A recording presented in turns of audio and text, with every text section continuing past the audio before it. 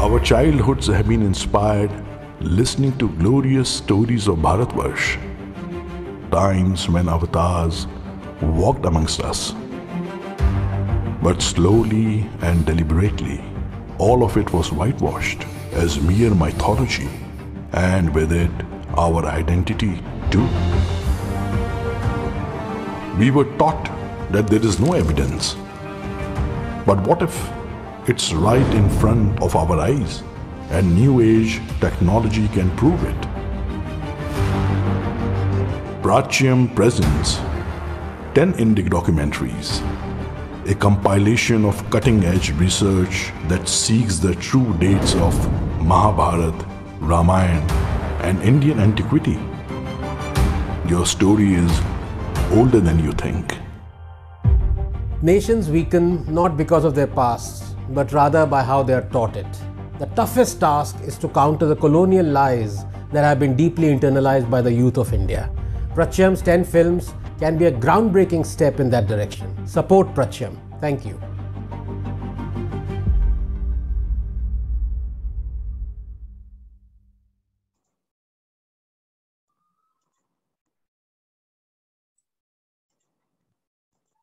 ह्या 10 निलेशजींच्या 10 इंडिक डॉक्युमेंटरीजची ही झलक होती. त्या लवकरच प्रदर्शित होणार आहेत. नमस्कार मंडळी. सर्वप्रथम आपल्या सर्वांना भारतीय स्वातंत्र्य दिनाच्या शुभेच्छा. माझं नाव रोहित परांजपे. महाराष्ट्र मंडळ सिंगापूर आयोजित संवाद या मालिकेअंतर्गत आज आपल्याकडे विश्वविख्यात खगोलशास्त्र अभ्यासक आणि अतिप्राचीन भारतीय इतिहासाचे संशोधक श्री निलेश ओक आले आहेत. निलेश ओक यांचं वास्तव्य सध्या अमेरिकेत अटलांटा इथे आहे. आत्ता त्यांच्याकडे सकाळचे 5:30 वाजले आहेत. तरी सिंगापूरमधल्या आपल्या मंडळींना सोयीची वेळ असावी याकरता इतक्या पहाटे त्यांनी यायची तयारी दाखवली आहे. निलेशजी, महाराष्ट्र मंडळातर्फे आणि आम्हा सर्वांतर्फे आपलं मनापासून आभार आणि या सदराकरता आपलं हार्दिक स्वागत. निलेश हे केमिकल इंजिनियर आहेत. Bachelor from UDCT and masters from Canada. त्यानंतर त्यांनी एक्झिक्युटिव्ह MBA केलंय. सांगायला आनंद वाटतो की बॅचलर्स करताना आम्ही दोघं वर्गमित्र होतो. त्यामुळे मला निलेश म्हणाला की रोहित, तू मला काही आहो जावं करू नकोस. त्यामुळे मी आता प्रयत्न करतो की मी त्याला अरे तुरे करीन.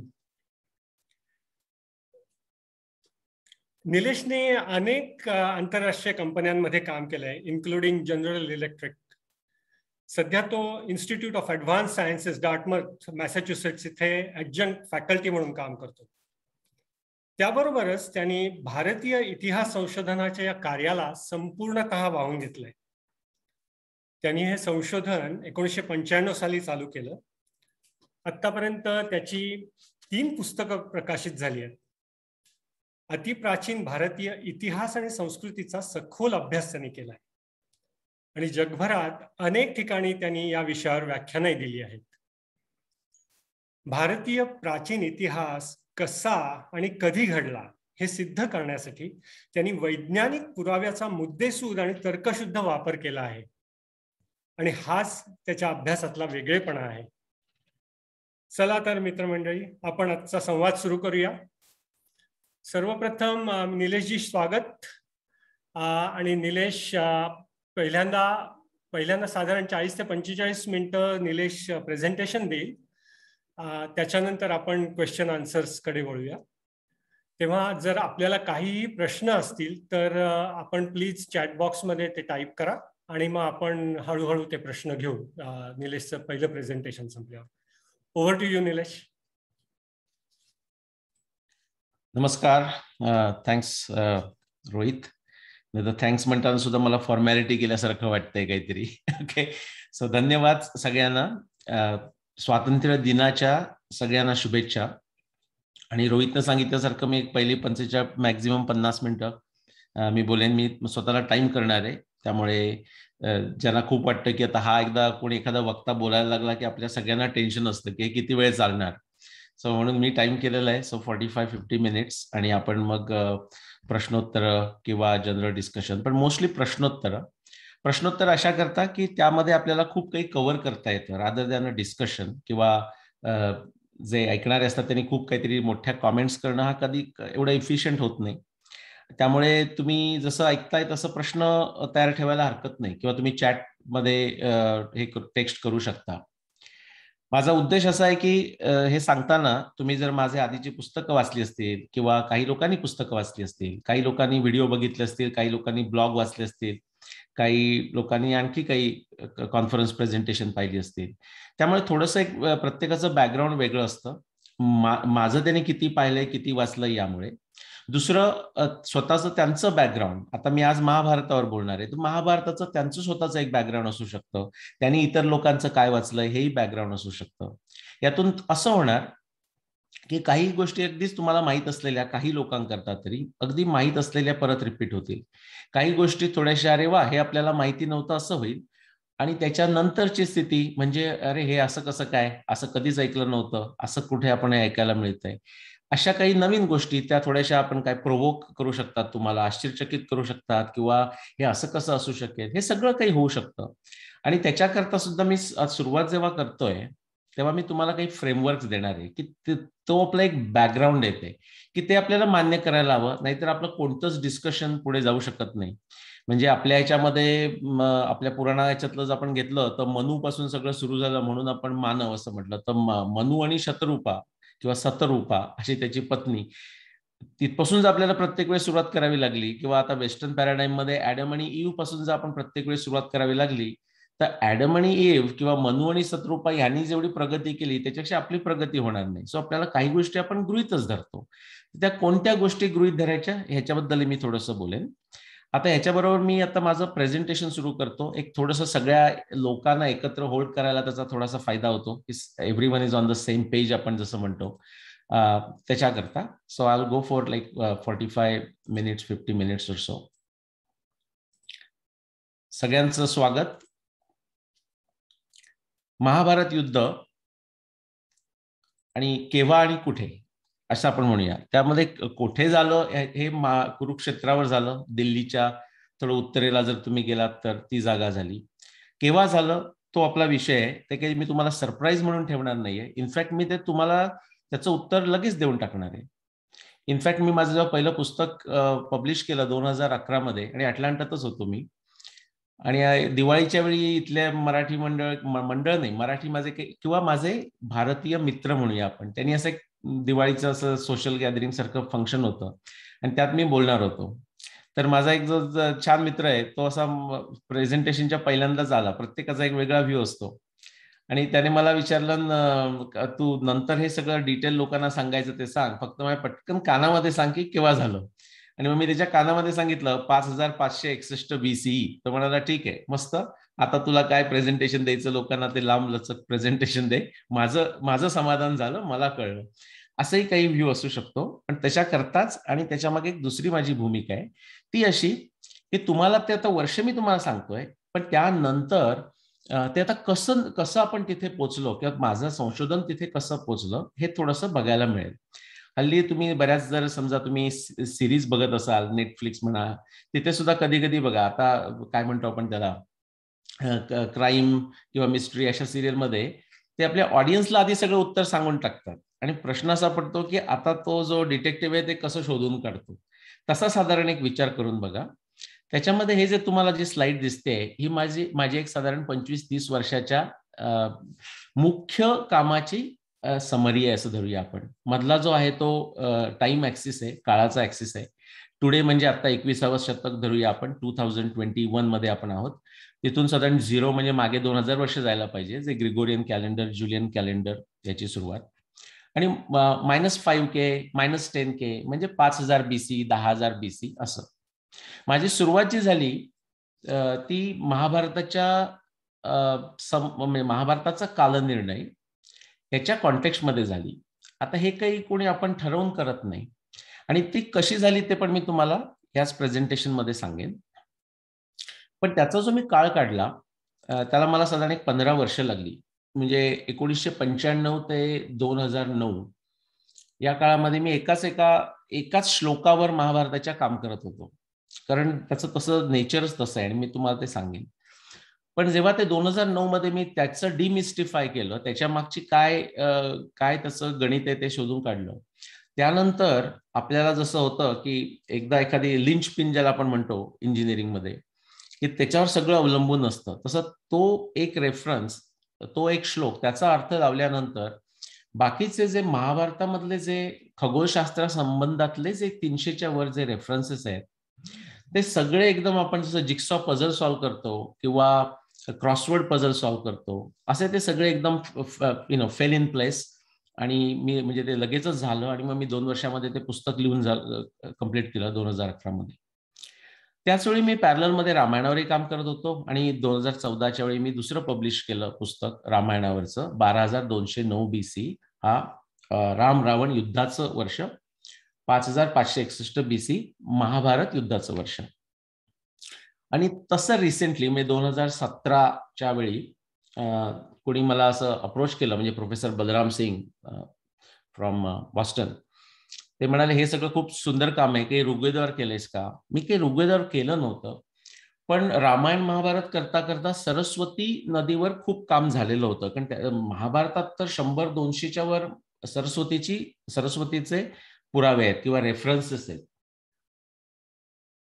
आता पुरावे म्हणजे महाभारतामधले ते शब्दरीती आहेत की सरस्वती इथे अशी वाहत होती किंवा पांडवांनी तिथे सरस्वतीच्या काठावर ते 2 महिने राहिले वगैरे वगैरे, कोणत्या सीझन मध्ये राहिले.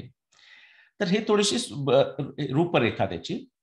आता हे मी सुरुवातीला करताना ऍस्ट्रॉनॉमी आणि हायड्रॉलॉजी म्हणजे नदी विज्ञान, म्हणजे खगोलशास्त्र आणि नदी विज्ञान ऋग्वेदातलं, अशा अर्थाने मी त्याचा हा काळ काढला. या स्लाइडची समरी सगळ्यांना लक्षात ठेवायला, आणि ती एक समरी जरी लक्षात ठेवली, जसं माझ्या मित्राला 5561 BC असं हवं होतं, तर ह्याच्यातून निष्पन्न झालेला असा निष्कर्ष असा की आपली जी भारतीय संस्कृती आहे, ऋग्वेदिक म्हणूया, वेदिक, हिंदू, काय म्हणायचं ते म्हणा, ती कमीत कमी 24,000 वर्ष इतकी जुनी आहे. म्हणजे त्याच्यामध्ये no ifs no buts. Okay, so हे त्याचं थोडक्यात सारांश. आणि मागच्या 10 वर्षामध्ये हे आता मी खगोलशास्त्र नदी विज्ञान केल्यानंतर मग नॅचरली मलाही क्युरिओसिटी होती आणि मग लोकांनाही असते की अच्छा मग तुम्हाला काही आर्किओलॉजी मिळालं का, आणखी कुठे काही मिळालं का? अर्थातच जर कुठे पुरावा असेल आणि त्याला जर महाभारत, रामायण, ऋग्वेद याच्याशी जर कनेक्ट करता आलं, ज्याला आपण श्रुती स्मृती म्हणजे लिटररी टेस्टिमनी म्हणतो, आणि त्याच्याशी जर इम्पेरिकल म्हणजे आपण विज्ञानात जे वापरतो ऑब्जेक्टिव्ह टेस्टिंग, इंद्रिय प्रामाण्यांना टेस्ट करता येण्यासारखं, या दोघांना जर कनेक्ट करता आलं तर जो पुरावा उपलब्ध आहे तो सर्व पुरावा हे आता जे तुम्हाला स्क्रीनवर दिसतंय जे टाइमलाईन, त्याला तो सपोर्ट करतो. कोणताही पुरावा कॉन्ट्रॅडिक्ट करत नाही. म्हणजे हा मागच्या 10 वर्षातला माझा अनुभव आहे. आणि हजारोनी, आता 1000 हा एक नुसता नंबर झाला. आता आपण आज बोलणार आहोत ते महाभारतावर फक्त बोलणार आहोत, त्यामुळे आपण ऋग्वेदावरही फार बोलणार नाही किंवा नाहीच बोलणार, रामायणावरही नाही बोलणार. आता ह्याच्या मागची आपली एक जी बैठक लागते, ज्याला आपण काय म्हणतो प्री रिक्विजिट्स. आपण युनिव्हर्सिटीमध्ये सुद्धा कोर्सेस घेण्याकरता हा कोर्स घेण्यापूर्वी तुम्ही हा कोर्स घेतला असला तरच याला रजिस्टर करता येईल असं होतं. सो डू वी हॅव, आता हे आपण ऐकताना डू वी म्हणजे आपण सर्वच आता हॅव व्हॉट इट टेक्स. त्याच्यामध्ये एक माझं जे एक फ्रेमवर्क म्हणून मी वापरतो, it's I call it triad of श्रद्धा, संशय, जिज्ञासा. हे तिन्ही भगवद्गीतेचे शब्द आहेत आणि हे फार समजून घ्यायची गरज आहे, नाहीतर मग फार फाटे फुटत जातात आणि काहीच निष्पन्न होत नाही. इनफॅक्ट कृष्ण त्याच्यावर म्हणतो संशयात्मा विनश्यती. मी संशय महत्वाचा आहे, पण कृष्ण एका वेगळ्या प्रकारच्या संशयाची गोष्ट करतोय. तर आपण हा आपलासा क्यूब घेतला, घन घेतला, तर त्याचे हे ज्या 3 गोष्टी आहेत त्या 3 ऍक्सिसवर आपल्याला अक्षावर टाकता येतील. की संशय, कृष्ण जो म्हणतोय ना की संशयात्मा विनश्यती, तो एका विशेष प्रकारच्या संशयाला तो नाव देतोय, आणि तो संशय म्हणजे मनाचा संशय. पण फक्त मनाचाच संशय असतो असं नाही, बुद्धीचा संशय असू शकतो. आणि आपल्याला विज्ञानामध्ये किंवा विज्ञानाची सांगड घालताना बुद्धीच्या संशयाची गरज आहे आणि मनाचा संशय नको आहे. एक साधं उदाहरण म्हणजे असं की मनाचा संशय किंवा पुष्पक विमान आपण घेऊया मुद्दाम, तेवढ्याकरता मी रामायणात जातो. की पुष्पक विमान ऐकल्यानंतर मनाचा संशय म्हणेल, छे काही काय पुराणातली वांगी, तसे काही कसं असू शकेल. हा मनाचा संशय झाला, कारण ह्याच्यानंतर पुढे काही करायचं नाहीये त्या माणसाला. फक्त म्हणायचं की नाही हे शक्य नाही, चला दॅट्स इट, हे काही वाटेल ते बोलतात. न जर तो बुद्धीचा संशय असेल तर तो म्हणेल की अच्छा इंटरेस्टिंग, रामायणामध्ये, आणि रामायण केव्हा झालंय, मग कोणतरी वेगवेगळ्या गोष्टी वाचेल, त्यात कदाचित माझं पुस्तक वाचेल, तुम्ही अच्छा 14,000 वर्षापूर्वी. आणि तेव्हा पुष्पक विमान हे कसं काय, म्हणजे आता तर आपल्या 100-150 वर्षाचं मध्ये विमानाची गोष्ट आपण करतोय. इंटरेस्टिंग. मी विमानातून प्रवास केलाय. मला जरा बघू दे वाल्मिकी रामायणामध्ये पुष्पक विमानाचे काय वर्णन आहे. आता यामुळे काही पूर्ण सगळं संशय निवारण होईल असं नाही, पण तसा जर माणसानं विचार केला आणि अभ्यास करायला लागला तर त्या माणसाला खूप काही ज्ञान निर्माण होईल. म्हणजे ग्रोथ ऑफ नॉलेज आपण म्हणतो की हा विज्ञानाचा मूळ विषय आहे किंवा मूळ उद्देश आहे, तो होईल. त्यानंतर पुष्पक विमान होतं की नाही, झालं की नाही, ते सिद्ध झालं का, ही गोष्टच वेगळ्या. पण बुद्धीचा संशय leads to growth of knowledge असा तो प्रकार आहे. तर तो संशय फार गरजेचा आहे, व्हेरी हेल्दी आहे. इथे कृष्ण संशयात्मक विनशक्ती म्हणतो, पण आपली जी षड दर्शन आहे त्याच्यामध्ये प्रमाण, प्रमेय, संशय, दृष्टांत, सिद्धांत, त्याच्यामध्ये संशय हे चांगल्या दृष्टीनं म्हटलेलं आहे, म्हणजे डेव्हिल्स ॲडव्होकेट जसं आपण म्हणतो तसं. आणि त्याचं जर निवारण झालं तर ज्ञानतृप्ती होते किंवा कमीत कमी ज्ञानवर्धन होतं. ओके, ग्रोथ ऑफ नॉलेज होतं. दुसरा जो त्याच्यातला ट्रायड मधला मुद्दा तो म्हणजे श्रद्धा. आता श्रद्धेमध्ये सुद्धा काय होतं माहितीये का, आता आपल्या महाराष्ट्रात तरी आहे आणि भारतात आहे की नाही मला माहित नाही पूर्ण भारतभर, पण अंधश्रद्धा निर्मूलन समिती. आता अंधश्रद्धा ते खरं ते ऑक्सिमोरॉन आहे, कारण श्रद्धा आणि अंधश्रद्धा याच्यामध्ये काहीही फरक नाही. जोसेफ कॅम्बेल म्हणून एक ग्रेट अमेरिकन, तुम्ही काही जणांनी तरी अनेक जणांनी नाव ऐकलं असेल, ते काय म्हणतात की I don't need faith because I have experience. आता तो आपल्या भारतीय दर्शनशास्त्राचा पाया आहे. तो प्रत्यक्ष याला सगळ्यात जास्त महत्व दिलेलं आहे, शब्दाला महत्व दिलेलं नाही. बरेच वेळा आपल्याला अनुभव होतो की शब्द कुठेतरी लिहिलंय म्हणजे मानायचं, असं कुठेही आपल्या भारतीय शास्त्रामध्ये नाही. शब्द केव्हा मानायचा की जिथे प्रत्यक्षाचं काही करताच येत नाही, एक्सपेरिमेंट टेस्ट करताच येत नाही, कारण आपलं विज्ञान तेवढं प्रगत झालेलं नाही, तेव्हा शब्द मानायचा तर माना, नसला मानायचा नका मानू, शेवटी सगळं तुमच्यावरच ठेवलेलं आहे. आता श्रद्धेमध्ये सुद्धा काय होतं, म्हटलं ना श्रद्धा अंधश्रद्धा हे एकच. श्रद्धा ही चुकीची असू शकते, श्रद्धा ही बरोबर असू शकते. आता भगवद्गीतेमध्ये सात्व रज तम, सात्विक श्रद्धा, राजसी श्रद्धा, तामसी श्रद्धा, ते सगळ्याला अप्लाय होतं. बुद्धीला सुद्धा ते अप्लाय होतं. सत्व रज तम अशी बुद्धी पण असू शकते. श्रद्धेचं वैशिष्ट्य असं की त्यामुळे कर्मशक्ती निर्माण होते. एखाद्या माणसाची एखाद्या गोष्टीवर श्रद्धा असली की तो त्या गोष्टीवर काम करतो. मग ती श्रद्धा समजा तामसिक असेल तर मग तो टेररिस्ट बनू शकतो, तो कोणत्या तरी चुकीच्या विचारानं प्रेरित होऊन तो खूप डिस्ट्रक्शन करेल, पण कर्मशक्ती त्याच्याकडून खूप निर्माण होऊ शकते. आपल्याला जी पाहिजे ती श्रद्धा, सात्विक श्रद्धा पाहिजे. तिसरा मुद्दा तो जिज्ञासा. 4 प्रकारचे भक्त सांगितलेले आहेत कृष्णानं. आता माझं मी तुम्हाला भगवद्गीतेवर लेक्चर देत नाही. सो जिज्ञासामध्ये अर्थ जिज्ञासू, अर्थार्थी, ज्ञानीचे, भरतर्षभ असे 4 प्रकारचे म्हटलेले आहेत उदार भक्त. तर जिज्ञासा म्हणजे क्युरिओसिटी पाहिजे. बऱ्याच भक्तांना असं वाटतं, म्हणजे त्यांना वाटतं आपण भक्त आहोत, सेल्फ सर्टिफाईड, आणि आता वाटतं की आपल्याला आता काही करायचं नाही, फक्त देवाचं नाव घ्यायचं की झालं. असं अजिबात नाही. भगवद्गीतेत असं नाही आणि भागवत पुराणात असं नाही, महाभारतामध्ये असं नाही. जो भक्त असतो तो प्रचंड ज्ञान निर्माण करतो. ज्ञानम विशुद्धम विपुलम यथेतत् वैराग्य विज्ञानयुतम पुराणम आख्यायी विश्वेश्वरमूर्तम, कितीतरी तो करत जातो आणि त्याला डिस्टिंग्विश पण करता येतं. जिज्ञासामध्ये जो प्रॉब्लेम असा होतो की एक तर कुतूहल असू शकतं, म्हणजे कसं नुसतं आयडल क्युरिओसिटी. हा मग तुम्ही महाभारतावर अभ्यास केलाय का, मग त्याचं ते सांगावं, भीष्माची उंची किती होती. हा अत्यंत वेस्टफुल प्रश्न झाला. का?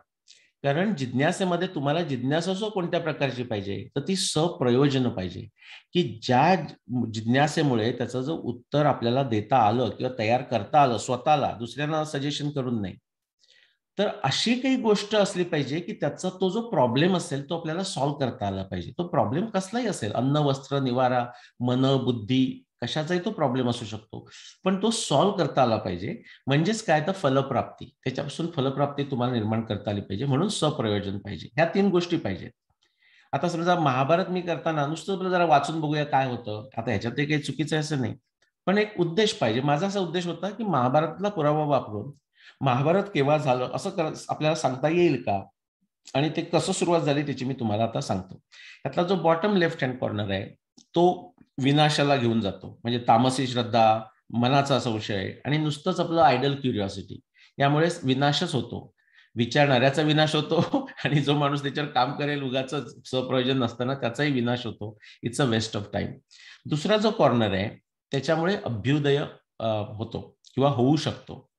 आता आपल्या वैशेषिक दर्शन म्हणजे फिजिक्स आपलं जुन्या काळातलं, त्याच्यामध्ये असं म्हटलेलं यतो अभ्युदय निश्रेयस सिद्धी सधर्म, म्हणजे धर्माची व्याख्या करताना म्हटलेलं आहे की अशामुळेच अभ्युदय होतो.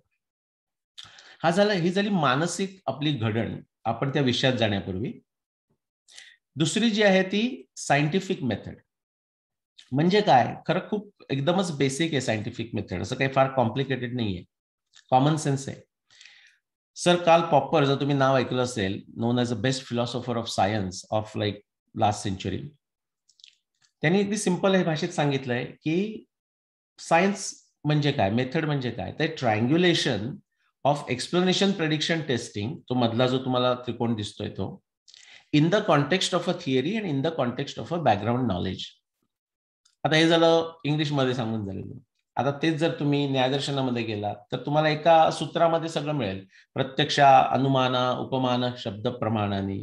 तुम्ही पतंजलीच्या न्यायदर्शनात गेला तर प्रत्यक्ष, अनुमाना, आगम प्रमाणाने, असं सगळ्या तुम्हाला दर्शनशास्त्रामध्ये ते मिळत जाईल. मी तुम्हाला जे न्यायदर्शन सांगितलं ते राईट हिअर, प्रत्यक्ष, अनुमाना, उपमान, शब्द प्रमाणाने, प्रमाण, प्रमेय, संशय, दृष्टांत, सिद्धांत, अवयव, तर्क, निर्णयवाद, हे जेवढं मॉडर्न सायन्स मध्ये नाही एवढं डिटेल डाऊन जाऊन केले, डिटेल डाऊन निटी-ग्रिटी डिटेल्स मध्ये जाऊन न्यायदर्शनामध्ये केलेलं आहे. आता ह्याच्या मागची आणखी एक भूमिका सांगणं महत्वाचं आहे. बऱ्याच लोकांना असाही प्रश्न पडतो की म्हणजे सुरुवात कुठे होती याची, कुठे ऑब्झर्वेशन नव्हते का? याची सुरुवात कुठेही होऊ शकते. ओके, तुम्ही सुरुवात कुठूनही करू शकता depending on your background knowledge. पण generally doesn't matter where you begin. त्याची जी सुरुवात होते ती अशी होते, सॉरी मग थोडस मध्ये ब्लॉक होतं माझं. ओके, ऑलराईट, काही लोक असं ऍडमिट येत राहत आहेत, ठीक आहे. ओके, हा ओके. त्याची सर्वाची सुरुवात टफेस्ट अनसॉल्व प्रॉब्लेम, म्हणजे एखादा कोणत्याही क्षेत्रातला असा प्रश्न की जो पूर्वीचे जे सिद्धांत आहेत, पूर्वीची जी प्रमेय आहेत, त्यांनी त्याचं निराकरण केलेलं नाही, तिथून ती सुरुवात होते. तो प्रॉब्लेम सॉल्व्ह करण्याकरता आपण एक सिद्धांत किंवा प्रमेय मांडतो. ओके, ते म्हणजे गेस असतो, थिअरी असते, प्लॉजिबल सोल्युशन. ते प्रत्यक्ष खरोखर बरोबर सोल्युशन आहे असं नाही. एकदा का आपण ते प्रमेय मांडलं, म्हणजे theory, statement of a theory असं ज्याला आपण म्हणतो, की न्यूटन काय म्हणाला, तर 2 इनर्शियल बॉडीज मध्ये देर इज अट्रॅक्शन, हा त्याचा सिद्धांत झाला. तो सिद्धांत केला की लगेच 3 गोष्टी होतात. एक म्हणजे तुम्हाला कोणता एव्हिडन्स बघायला पाहिजे हे कळतं. सो आईन्स्टाईन असं म्हटलेलं आहे की it is the theory that describes what can B observe. एकदा थिअरीचं स्टेटमेंट कळलं की आपल्याला इन स्कोप काय, आउट स्कोप काय हे लगेच कळायला लागतं. ओके, आणि त्याचं मी तुम्हाला उदाहरण पण दाखवणार आहे. दुसरी गोष्ट अशी होते की एकदा तुमचा सिद्धांत किंवा प्रमेय कळलं की, आणि थोडंसं इंग्लिशमध्ये राहतो कारण सिद्धांत प्रमेय म्हणजे लोकांना प्रश्न पडेल म्हणजे नक्की काय, पण ते जर मी थिअरी म्हटलं तर कोणाला, बऱ्याच लोकांना प्रश्न पडणार नाही. त्याचा दुसरा फायदा असा होतो की बॅकग्राऊंड नॉलेज किंवा आगम ज्याला आपण म्हणतो किंवा शब्द, ते कोणतं ते थिअरी ठरवते. एकदा थिअरीचं स्टेटमेंट झालं की बॅकग्राऊंड नॉलेजची काय गरज आहे, काय तुम्हाला माहित असणं गरजेचं आहे हे सोडवायला पझल, ते तुम्हाला कळून जातं. आणि तिसरी गोष्ट अशी होते की तुम्हाला सिद्धांत मांडताना तो अशा भाषेतच मांडावा लागतो की त्यामुळे जो पुरावा आहे, कोणताही जो पुरावा असेल, त्याला इंद्रिय प्रामाण्यानं टेस्ट करता आलं पाहिजे, त्याची परीक्षा घेता आली पाहिजे. ऑब्जेक्टिव्ह टेस्टिंग ज्याला आपण म्हणतो किंवा इंद्रिय प्रामाण्य, तर प्रत्यक्षरित्या ते बघता आलं पाहिजे. मी एखादी गोष्ट क्लेम करतोय तर फक्त मी म्हणतो म्हणून तुम्हाला विश्वास ठेवायची गरज नाही. तुमचं जर बॅकग्राऊंड नॉलेज तुम्ही त्याचं बिल्ड केलं तर मला जे दिसतंय ते तुम्हाला दिसलं पाहिजे, मला जे पटतंय ते तुम्हाला पटलं पाहिजे. हा त्या ऑब्जेक्टिव्ह टेस्टिंगचा भाग आहे. आता इथे सगळं संपत नाही, इथून तर ऍक्च्युअली सुरुवात होते एका अर्थानं. त्याच्यानंतर जेव्हा तुम्ही ऑब्जेक्टिव्ह टेस्टिंग सक्सेसफुली करता तेव्हा 2 गोष्टी निष्पन्न होतात किंवा 2 गोष्टी निष्पन्न झाल्या पाहिजेत. एक गोष्ट अशी की जो टफ प्रॉब्लेम आहे की ज्याच्यामुळे तुम्ही हा सगळा काय म्हणूया आपण, मला मराठीत शब्द येत नाही, सगळा हा मोठा प्रोजेक्ट तुम्ही करताय, त्याचं उत्तर त्या ऑब्जेक्टिव्ह टेस्टिंगने इंद्रिय प्रामाण्यानं दिलं पाहिजे. म्हणजे मूळ जो तुमचा जो ज्याच्यामुळे तुम्ही सुरुवात केली त्याचं ते निराकरण झालं पाहिजे, हा एक उद्देश. आणि दुसरं, विज्ञान पद्धतीनं जर तुम्ही ते केलं असेल तर एक प्रकारचं त्याच्यावर इन्फरन्स आला पाहिजे, काहीतरी प्रेडिक्शन आलं पाहिजे, काहीतरी कन्क्लुजन आलं पाहिजे. आणि जनरली जे अनुमान ज्याला आपण म्हणतो ते अनुमान अशा पद्धतीचं असतं की ते प्रिस्क्रिप्टिव्ह असतं. म्हणजे डॉक्टर लोक असतील त्यांना माहिती आहे की ते प्रिस्क्रिप्शन लिहितात की ही गोळी घ्या 3दा दिवसातून घ्या, तसं एक प्रिस्क्रिप्शन असतं. इट्स ऑल्सो प्रोस्क्रिप्टिव्ह, म्हणजे ते असंही सांगू शकतं की ही गोष्ट इथे घडेल पण ती इथे आणि इथे घडणार नाही. म्हणजे प्रिस्क्रिप्टिव्ह पण आहे, प्रोस्क्रिप्टिव्ह पण आहे, रेस्ट्रिक्टिव्ह आहे, अशा प्रकारचं त्याच्यातून गोष्टी निष्पन्न होतात. आता क्विकली आपल्याला महाभारताकरता आणण्याकरता की खूप रिसर्चर्स लोकांनी मागचे हजारो वर्ष प्रयत्न केलेले आहेत की महाभारत केव्हा झालं. त्यातले काही जे रिसर्चर्स आहेत, अगदी विशेषतः ते आता मराठी आपलं महाराष्ट्र मंडळाचं आपण म्हणतोय म्हणून की त्यांचा अगदी डायरेक्टली आपल्या मराठी किंवा महाराष्ट्राशी संबंध आहे. लोकमान्य टिळक, शंकर बाळकृष्ण दीक्षित, ही जर तुम्हाला नावं माहित असतील तर व्ही.बी. केतकर, सी.व्ही. वैद्य, असे कितीतरी लोक होऊन गेले. मोडक, ओके, पावा काणे, भारतरत्न पावा काणे, आणि ह्या लोकांनी अनेक प्रयत्न केलेले आहेत त्याच्यामध्ये. मागच्या मी साधारण 125, 130, 150 वर्षाची गोष्ट सांगतोय याच्यामध्ये. आणि ते बरेच जण लोक खूप क्लोज टू द आन्सर आले. 6 मिलेनियम, म्हणजे तर मी 5561 म्हटलंय. बऱ्याच लोकांना डॉक्टर पी.व्ही. वर्तक हे नाव माहित असेल, त्यांनी ते एक्झॅक्टली 5561 BC हेच डेट काढली. इनफॅक्ट मी डेट काढताना ते आता मी तुम्हाला आल्यावर सांगेन कसं केलं, पण ते वर्तकांचीच डेट चुकीची आहे का किंवा चुकीची असू शकेल का, असं मी ते उलटा प्रयत्न करत गेलो. म्हणजे आपल्या भारतीय तत्वज्ञानाप्रमाणे नेती नेती, हे नाही हे नाही हे नाही, not this not this not this, अशा प्रकारामध्ये तो माझं संशोधन झालं. आता ह्याच्यामध्ये बऱ्याच लोकांना का यश मिळालं नसेल, अर्थात असं आहे की मी त्यांच्या खांद्यावर उभा आहे. ओके, त्यांनी केलेल्या चुका त्यांनी केल्यामुळे मला कराव्या लागल्या नाही. मी आणखी नवीन चुका करून ठेवल्या असतील ते पुढची लोक बघतील. पण महाभारताचा जो पुरावा आहे तो इतका रिच आहे की त्याच्यामध्ये गोंधळून जाण्यासारखं आहे. म्हणजे तुम्हाला समजा खूप प्रचंड काहीतरी क्रॉसवर्ड दिलं की ज्याच्यामध्ये 1000 शब्द आहेत आणि काहीतरी क्लूज दिले, तर ते सगळं सोडवणं फार कठीण होऊ शकतं. तसा तो प्रकार आहे आणि म्हणून कदाचित तसं झालं असेल. पण त्याच्यामुळे खूप मंथन झालं आणि त्याचा फायदा मला नक्की झाला. आणखी आता एक दुसरा मुद्दा क्विकली मी तुम्हाला 2 गोष्टी सांगितल्या. मानसिक स्थिती कशी पाहिजे, सायंटिफिक मेथड काय पाहिजे. आता जे बॅकग्राऊंड नॉलेज म्हणतो ना, ते तुम्हाला सांगतो आणि त्याच्यामध्येच आपण महाभारताच्या पुराव्यामध्ये जाऊ. त्याच्यामध्ये जर तुम्ही आता मी ॲस्ट्रॉनॉमी वापरलंय, खगोलशास्त्र, लगेच लोक माझ्याकडे पत्रिका पाठवते. नाही, पत्रिका पाठवायची असेल तर ती अश्विनी, माझी पत्नी ॲस्ट्रॉलॉजी करते, तिच्याकडे पत्रिका पाठवू शकता तुम्ही. खगोलशास्त्राची आपण गोष्ट करतोय, खगोल काय म्हणूया आपण त्याला, फल ज्योतिषाची गोष्ट करत नाहीये. कारण भारतीय याच्यामध्ये ज्योतिष हा एकच विषय होता, पण तो विषय एक आणि त्याचे कॉन्सिक्वेन्सेस किंवा उपयोग वेगवेगळे. म्हणजे ज्योतिषाचा उपयोग हा ऍग्रिकल्चर करता केला जात होता आणि नॅव्हिगेशन करता, म्हणजे वर्ल्ड कॉमर्स करण्याकरता. इनफॅक्ट त्याच्यामुळे ज्योतिषाची डेव्हलपमेंट झाली. आणि त्याच्यातला एक मुद्दा फलज्योतिष हा सुद्धा खूप इंटरेस्टिंग विषय आहे, माझा विषय नाही तो. तसंच आयुर्वेदाचार्य हा ऍस्ट्रॉलॉजर असावा लागतो. ओके, तसंच जो म्हणजे जो म्हणजे जो कॅप्टन असतो शिपचा, त्याला सुद्धा ऍस्ट्रॉनॉमी यावी लागते. आणि जो ऍग्रिकल्चर एक्सपर्ट असेल पूर्वीच्या काळी, तरी खरं मला वाटतं अजूनही व्हायला पाहिजे, त्याला सुद्धा ऍस्ट्रॉनॉमी यावी लागते. अशा प्रकारचं जे बॅकग्राऊंड आहे, आपल्या आजच्या विषयापुरतं त्यातलं जे महत्वाचं आहे ते अगदी पाया येतो खगोलशास्त्राचा. जसं आपण मॉडर्न फिजिक्स म्हटलं तर न्यूटनचे 3 नियम येणारच, 3 लॉज ऑफ न्यूटन लगेच लोक म्हणतील. तसंच ते आहे की precision of the earth axis आणि त्याचे कॉन्सिक्वेन्सेस हा फाउंडेशन आहे. आता मी तुम्हाला जो 24,000 वर्षाचा आणि त्याच्यापेक्षा जास्त, मी असं म्हटलं नाही की 24,000 वर्षाचा फक्त आपल्याकडे इतिहास आहे. आपला जो इतिहास आहे तो 24,000 वर्षांपेक्षा जास्त आहे असं मी म्हणतोय. त्यातला 24,000चा एवढा कॉन्फिडन्स आपल्याकडे की नो इफ्स नो बट्स. त्याच्या मागे गेल्यावर काय होतं, जस्ट काळाच्या म्हणजे रॅव्हिशस ऑफ टाइममुळे पुरावा कमी कमी होत जातो, सगळ्याच प्रकारचा पुरावा कमी होत जातो. आपण आता ते precision of the earth axis म्हणजे काय, तर अक्षाची एक जशी संपात चलन असंही त्याचं नाव आहे, त्याचं ते होत असतं आणि त्याचा काय परिणाम होतो ते आपण बघूया. थोडंसं खूप आतापर्यंत तुम्हाला टेक्निकल झालं असेल आणि that is fine, that is the nature of it. Okay, म्हणजे क्वांटम मेकॅनिक्सला तुम्ही लेक्चरला गेलात तर there is going to be some complex mathematics. मी जास्तीत सोपा करायचा प्रयत्न करतोय. ह्याच्यात 4 मुद्दे आहेत महत्वाचे, ते सोपे आपल्या भाषेत सांगता येतात. की मध्ये जी तुम्हाला दिसते ती पृथ्वी आहे, तो पृथ्वीचा अक्ष आहे आणि तो जो उत्तरेला एक्सटेंड केलात हे सगळं इमॅजिनरी अक्ष, म्हणजे आकाशात कोणी लाईन काढलेली नाहीये.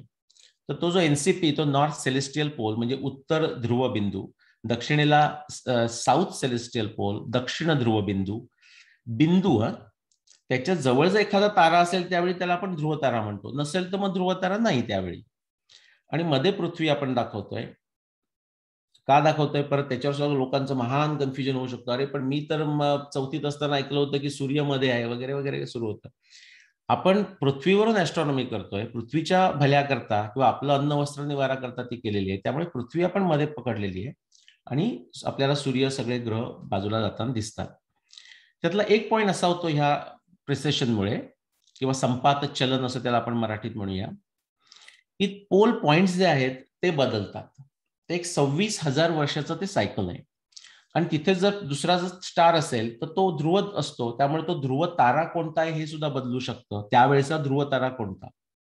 दुसरा फरक असा की जे कार्डिनल पॉइंट ज्याला आपण म्हणतो, म्हणजे सिम्प्लिसिटी सांगायचं म्हणजे 21 जून 21 डिसेंबर, समर सोल्स्टिस विंटर सोल्स्टिस, किंवा वसंत संपात आणि शरद संपात, fall equinox spring equinox, 21 March 21 September, ते जेव्हा दिवस येतात त्यावेळी सूर्याची जी स्थिती असते, म्हणजे नक्षत्र सापेक्ष जी स्थिती असते, नक्षत्र सूर्य कोणत्या नक्षत्रात आहे, ही नक्षत्र पण बदलतात. प्रत्येक वर्षी नाही बदलत, पण हजारो वर्ष मागे तुम्ही गेलात तर ती बदलत जातात. हा दुसरा त्याचा इफेक्ट. तिसरा इफेक्ट असा की आपला जो मराठी महिना आपण ज्याला म्हणतो, म्हणजे चैत्र वैशाख ज्येष्ठ आषाढ श्रावण, त्यांची जी ऋतू सापेक्ष जागा आहे, म्हणजे आता आपण कसं म्हणतो की आता चैत्र महिना मी तुम्हाला दाखवणार आहे, चैत्र महिना हा साधारण वसंत ऋतूच्या दुसऱ्या भागात येतो. प्रत्येक ऋतू हा 2 महिन्याचा, 6 ऋतू वसंत ऋतूच्या दुसऱ्या भागात येतो. पण तुम्ही महाभारत काळात जर गेलात 6 मिलेनियम मध्ये बीसी मध्ये, तर वसंत ऋतूमध्ये चैत्र महिना येत नव्हता. तुम्ही महाभारत रामायण काळामध्ये गेलात तर वसंत ऋतूमध्ये चैत्र नव्हता येत, तो शरद ऋतूमध्ये येत होता. असा जो तिसरा जो बदल होतो तो मराठी महिना किंवा आपला इंडियन कॅलेंडर जो लुनर मास म्हणतो, सौम्य महिना, तो ऋतूच्या बरोबर बदलतो. हा तिसरा इफेक्ट. आणि चौथा जो इफेक्ट आहे तो रिलेटिव्ह पोझिशन्स जे असतात ताऱ्यांच्या, तो ध्रुवाची पोझिशन बदलल्यामुळे त्यांची रिलेटिव्ह पोझिशन एकमेकाशी दिसणारी, पृथ्वीवरून दिसणारी सापेक्ष गती किंवा सापेक्ष पोझिशन म्हणूया आपण, ती बदलू शकते. हे 4 सगळ्यात महत्वाचे आहेत. आणि हे आपले न्यूटनच्या 3 नियमासारखे हे 4 नियम तुम्ही समजून चाला की ह्या सगळ्या ह्याच्यावर बेसिस जे माझं सगळं महाभारत रामायण किंवा कोणी केलं तरी त्यांना हेच वापरावं लागतं. त्यातले पोल पॉइंट्स तुम्हाला हे दाखवतोय, किंवा नक्षत्रांच्या जागा ज्या कार्डिनल पॉइंट्सच्या बदलतात त्या तुम्हाला मी दाखवल्या 4 ठिकाणी. आणि इतर आपण आणखी बघू. आता हे बघा, आता आपण आपल्या ह्याच्यात सुरू करतोय 21 सेंचुरी, म्हणजे 21st सेंचुरी आपण धरूया. आता मी मागे जाऊन तुम्हाला दाखवतोय तर कसं दिसेल. ओके, असं ते बदलत जाईल. मी 1000 वर्षाच्या फरकानं मागे जातोय. ओके, 1000 वर्षाच्या फरकानं मी मागे जातोय असं. ओके, मी हे आता महाभारत टाइम 5561 पर्यंत मी त्याच्यामध्ये गेलो. हा 5561 बीसी आहे, म्हणजे 7500 वर्ष मी मागे गेलो. मी परत तुम्हाला एकदा दाखवतो अशा करता. आता तुम्ही डाव्या बाजूला बघा, ते जे उत्तर गोलार्धातलं जे ध्रुव पोल स्टारची जी जागा आहे तिथलं सर्कल आहे, आणि इकडे खालचं जे आहे ते साऊथचं सर्कल आहे. तिथला जो पिंक डॉट किंवा तो ग्रीन डॉट आहे ना, तो बघा कसा बदलत जातोय. ती ध्रुवाची जागा आहे, ध्रुव बिंदूची जागा आहे. आणि तिथे जर एखादा मोठा स्टार असेल तर तो ध्रुव तारा होतो. समजा आता आपण 21 सेंचुरीमध्ये आलो, तर हा जो आता मी शेवटचा दाखवला तो आपला सध्याचा ध्रुव तारा, त्याचं नाव आहे ऍस्ट्रॉनॉमीतलं पोलारिस. तर ध्रुव तारा बदलतो. हा एक तो पहिला मी तुम्हाला एक इफेक्ट दाखवला. दुसरा इफेक्ट काय सांगितलं तुम्हाला, की जो मराठी महिना असतो तो सीझन बरोबर बदलतो. ते आपण एकदा पटकन बघूया. ते कसं होतं आता बघा. आत्ताच आपली जे 21 सेंचुरी आहे त्याच्यामध्ये आपण चैत्र महिन्याचं स्थान बघणार आहोत. चैत्र महिना आपण का म्हणतो, तर त्यावेळेचा जो पौर्णिमेचा जो चंद्र असतो त्याची जी नक्षत्र सापेक्ष जागा असते ती चैत्र नक्षत्राजवळ असते. म्हणजे पृथ्वीवरून जर आपण इमॅजिनरी लाईन काढली फुल मूनच्या जवळ, तिथे जर मागे आपण ती पुल केली तर त्याच्या आसपास तिथे तुम्हाला चैत्र नक्षत्र दिसेल. एक्झॅक्टली तिथे असणार नाही, ते आसपास +-1-2 नक्षत्र तिथे तुम्हाला ते दिसेल, म्हणून तो चैत्र महिना. आता हा ऋतू कोणता, तर आपण सूर्याची जागा बघतो. तर सूर्याची जागा बघा, वसंत ऋतूच्या दुसऱ्या महिन्यामध्ये हे असं जातंय, सूर्य असा जातोय तो. तर तिथे सूर्याचं जी जागा आहे त्यामुळे सीझन ठरतो तो वसंत ऋतूचा दुसरा महिना, आणि त्यावेळी चैत्र महिना येतो. हे आता आपल्या काळामध्ये होतं. आता मी तुम्हाला मागे घेऊन जातो. 1000 वर्ष मागे गेलात तर काय होतं बघा. चैत्र कसा शिफ्ट होतोय बघत राहा तुम्ही. फुल मून ऑफ चैत्र आणि त्याची ऋतूची जागा, सूर्याची जागा. आता वसंत ऋतूचा पहिला भाग यायला लागला. जर तुम्ही 4000 वर्ष 3000 वर्ष मागे गेलात तर चैत्र महिना हा वसंत ऋतूच्या पहिल्या भागात येत होता. आणखी मागे गेलात तुम्ही, मी तुम्हाला पूर्ण रामायणाच्या महाभारताच्या वेळेप्रमाणे घेऊन जातो 5561. त्यावेळी चैत्र महिना हा आत्ता आपला जेव्हा डिसेंबर येतो 21 म्हणजे काय 21 डिसेंबरचा वेळ म्हणूया, त्यावेळी तो चैत्र महिना येत होता. म्हणजे डिसेंबरची जी सूर्याची स्थिती आहे अगदी दक्षिणेला तो उगवतो. सिंगापूरच्या लोकांना कळेल तसं नाही, कारण सिंगापूरच्या लोकांना काही फार फरक पडत नाही. सूर्य नेहमी तिथेच येतो आणि तिथेच सनसेट होतो प्रॅक्टिकली. पण जे एक्स्ट्रीम तुम्ही नॉर्थला किंवा साऊथला गेलात तर ते तुम्हाला जास्त लक्षात यायला लागतं. हा झाला तिसरा इफेक्ट. आणि जो चौथा इफेक्ट आहे तो पोझिशन्सचा आहे. म्हणजे जे नक्षत्र किंवा तारे असतात त्यांची रिलेटिव्ह पोझिशन पृथ्वीवरून आपण जी बघतो ती बदलू शकते. आणि त्याचं आपण आता उदाहरण घेऊया. हेच ते मला पडलेलं कोडं होतं. त्याचं कोड्याचं नाव आहे अरुंधती वसिष्ठ ऑब्झर्वेशन, ओके, किंवा एव्ही ऑब्झर्वेशन शॉर्ट करता. आणि त्याचं जेव्हा मी ते म्हटलं 15 वर्ष लागली मला हे सोडवायला, पण जेव्हा ते सोडवलं तेव्हा असं निष्कर्ष निघाला की ती जे तुम्हाला 2 वर्ष दिसत आहेत ना, त्या 2 वर्षाच्या मध्येच महाभारत युद्ध होऊ शकतं, त्याच्या आधी होऊ शकत नाही. म्हणजे 10248 BC आधी शक्य नाही आणि 4636 BC याच्या नंतर ते कधीही शक्य नाही, कोणी काही म्हणून. इतकं ते पॉवरफुल ऑब्झर्वेशन आहे. तो माझा टफेस्ट प्रॉब्लेम इथला. तिथून मी ती सुरुवात केली आणि तो सोडवण्याकरता आता आपल्याला थिअरी सांगावी लागते. आता मी तुम्हाला त्याचं उदाहरण दाखवतोय. मगाशी मी जे तुम्हाला सायंटिफिक मेथडचं एक फ्रेमवर्क दाखवलं. माझी थिअरी अशी की all astronomy descriptions of Mahabharata text are visual observations of Mahabharata times.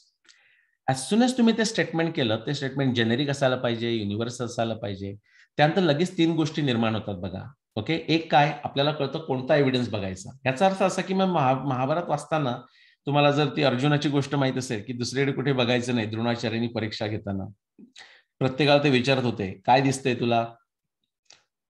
कोण म्हणतं, दुर्योधन म्हणतो की मला गुरुजी तुम्ही पण दिसताय, झाडं पण दिसतायत, बाकीचे स्टुडंट्स पण दिसतायत. ते म्हणले थांब बाबा, धनुष्य खाली ठेव.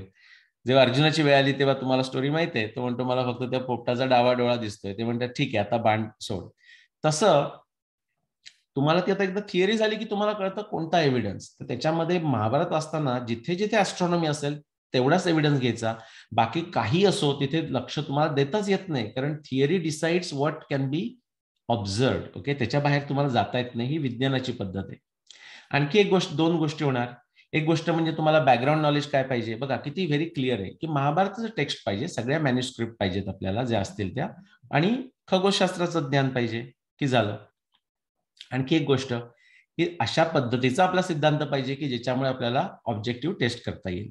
ते झालं. 15 वर्ष मध्ये गेली आणि मग काय आउटकम काय आलं. एक म्हणजे अरुंधती वसिष्ठच्या पुढे का गेली हे मी सांगू शकलो, त्यात मी तुम्हाला दाखवणार आहे. आणि दुसरं ती केव्हा गेली हे दाखवता आलं. पहिल्यांदा माझा जो रफ टाइम होता तो 11,091 BC 45 BC. नंतर आणखी एका माणसाला सिद्धार्थ छाबरा म्हणून 10 वर्षांनी त्याला असं वाटलं की हे निलेश काय म्हणतोय ते बरोबर आहे का, म्हणून ती श्रद्धेचं सांगितलं ना की श्रद्धा बरोबर पण ट्रस्ट बट व्हेरीफाय. पण व्हेरीफाय म्हणजे परत त्याच माणसाला विचारून उपयोग नाही, तुम्ही काहीतरी केलं पाहिजे. त्याने काय केलं, ते माझा थिसिस घेतलं, परत त्याने जाऊन सगळा नासाचा डेटा, JPLचा डेटा, जेट प्रोपोर्शन लॅबचा जो लेटेस्ट डेटा आहे तो हबल टेलिस्कोप, तो त्याने घेतला आणि त्याच्यातून काय निष्पन्न झालं तर आणखी एक टाइटर इंटरव्हल त्यातून मिळाला. आणि माझा 6500 वर्षाचा काढला होता 10 वर्षापूर्वीचा, त्याने आता तो आणखी एक 5500 म्हणजे आणखी चांगला त्याने इंटरव्हल केला. हे नक्की काय भानगड आहे ही अरुंधती वसिष्ठ. असा तो श्लोक आहे, युद्ध व्हायच्या आधी एक दिवस व्यासदेव धृतराष्ट्राकडे येतात आणि प्रयत्न करतायत की आता युद्ध थांबवता येईल का. कृष्णानं प्रयत्न केलेला आहे आणि तो सफल झालेला नाहीये. त्यावेळी व्यासदेव धृतराष्ट्राला अनेक गोष्टी सांगतायत की बघ ही जे काही चिन्ह काही नीट दिसत नाहीयेत, ओके, जरा विचार करतो.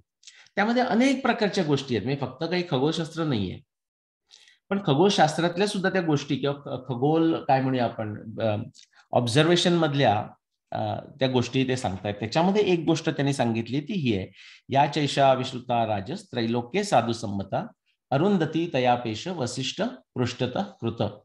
की माय डिअर किंग, ती जी अरुंधती वशिष्ठ जी आकाशातली आहे त्यातली अरुंधती वशिष्ठाच्या पुढे चालते आता त्याच्यात काय बिग डील आहे? म्हणून म्हटलं की टफेस्ट प्रॉब्लेम हा कसा होतो, तो कॉन्टेक्स्च्युअली होतो. तर आता जी तुम्हाला मुवमेंट दिसते, मी तुम्हाला नॉर्थ पोल दाखवला, तिथे जर तुम्ही हाय एक्सपोजर लॉंग एक्सपोजर जो फोटो घेतला थ्रू द नाईट आणि कंपोजिट केलात, तर तुम्हाला जे तारे आहेत त्या पोल बरोबरचे ते असे गोल स्वतःचे ट्रॅक्स निर्माण करतात. ते जसे ट्रॅव्हल करतात असं अँटी क्लॉकवाईज इन उत्तर हेमिस्फिअर नॉर्दर्न हेमिस्फिअर असं ते ट्रॅक करतात. त्याच्यामध्येच सप्तर्षी आहेत, त्याच्यामध्येच अरुंधती वशिष्ठ हे 2 तारे आहेत, एकमेकाच्या अगदी जवळ असलेले तारे आहेत. आणि आत्ता जर तुम्ही ते पाहिलं, हा प्रॉब्लेम का त्याचं मी तुम्हाला सांगतोय. आत्ता जर तुम्ही ते पाहिलं आपल्या काळामध्ये, तर असं दिसेल तुम्हाला त्यातली जी मोशन आहे ती उजवीकडून डावीकडे अँटी क्लॉकवाईज. वशिष्ठ पुढे चालतोय, अरुंधती मागे चालते. ती मधली जी लाईन आहे ती त्याला आपण मेरिडियन म्हणतो. ते मेरिडियन फॉर दॅट लोकेशन ही कुरुक्षेत्राकरता समजा, काही फरक पडत नाही. नॉर्दर्न हेमिस्फिअर मध्ये असाल तर जिथे असाल तिथे तसंच दिसणार, कुठेही असाल तरी. तर वशिष्ठ पुढे गेलाय, अरुंधती मागे. मी आता आपलं ऑलिम्पिक संपलंय तर तुम्हाला माहिती ना सगळे जे ट्रॅक इव्हेंट्स असतात रनिंग मधले, तर शेवटी सगळे लाईन येतात आणि you have to just push your chest and whoever is first gets the gold medal type of thing. तर वशिष्ठ पुढे चालतोय, अरुंधती मागे आहे. आता ह्याच्यामध्ये असं आश्चर्याची गोष्ट काय, कारण असा प्रकार मागची 6500 वर्षापेक्षा जास्त काळ चालू आहे. पण व्यास सांगतायत की महाभारत युद्धाच्या वेळी अरुंधती वशिष्ठाच्या पुढे जात होती आणि वशिष्ठ अरुंधतीच्या पुढे नव्हता. आता हे जर तुम्ही एकत्र आणलं, आपण विज्ञान बुद्धी बघितली, श्रद्धा बघितली, पण ऑल्सो लॉजिकल रिझनिंग म्हणजे तर्कशास्त्र पण आणायला पाहिजे एकत्र, बॅकग्राऊंड नॉलेज पण आणायला पाहिजे ॲस्ट्रॉनॉमीचं, तर त्याच्यामध्ये तुम्हाला असं तर्क करता येईल की हे जर खरं असेल व्यासाने म्हटलंय तर, आणि ही जी गोष्ट आहे खगोलशास्त्रातली ती जर खरी असेल, तर महाभारत युद्ध मागच्या 6500 वर्षामध्ये झालेलं नाही. ओके, आता मग झालेलं नाही तर केव्हा झालंय बघूया आपण. ओके, सो डेफिनेटली ते झालं नाही. बरोबर. हे जेव्हा मी संशोधन करत गेलो 95 to 2009, तर माझ्या असं लक्षात आलं की जे तुम्हाला सांगितलं संपात चलन, त्यामुळे झालेला हा चौथा इफेक्ट आहे की रिलेटिव्ह पोझिशन तुम्हाला पृथ्वीवरून कशा दिसतात ह्याच्यात बदल होऊ शकतो.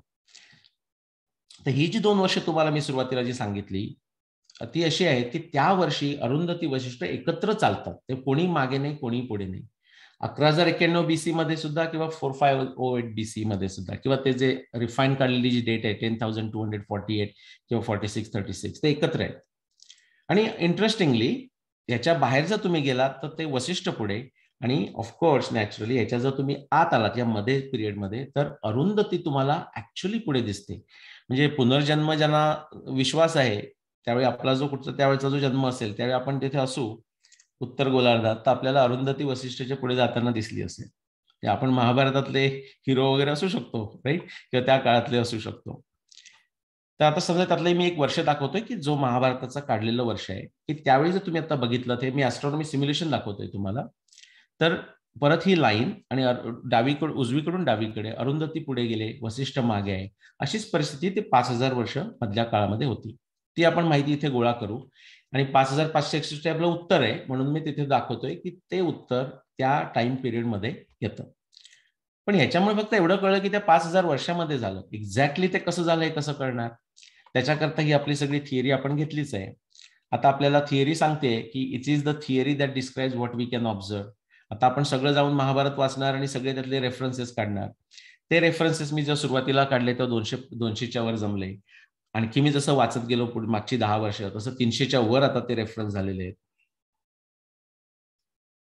महाभारत हे म्हणजे आपला इतिहास आहे, तो आपलं ते आर्ष काव्य आहे, आणि काव्य रूपामध्ये तो इतिहास असल्यामुळे किंवा इतर अदरवाईज सुद्धा त्याच्यातले जे पुरावे आहेत, खगोलशास्त्र काय किंवा आणखी कोणते काय, ते कसे येतात. आता काव्य आहे ना ते, मग ते निमित्त किंवा सायन्स, चिन्ह, उपमान, अलंकार अशा प्रकारानं ते येतात. तर ते तुम्ही असं वाचलं, मी 30 वेळा वाचला, 30 पेक्षा जास्त वेळा वाचला हे सगळे श्लोक काढताना.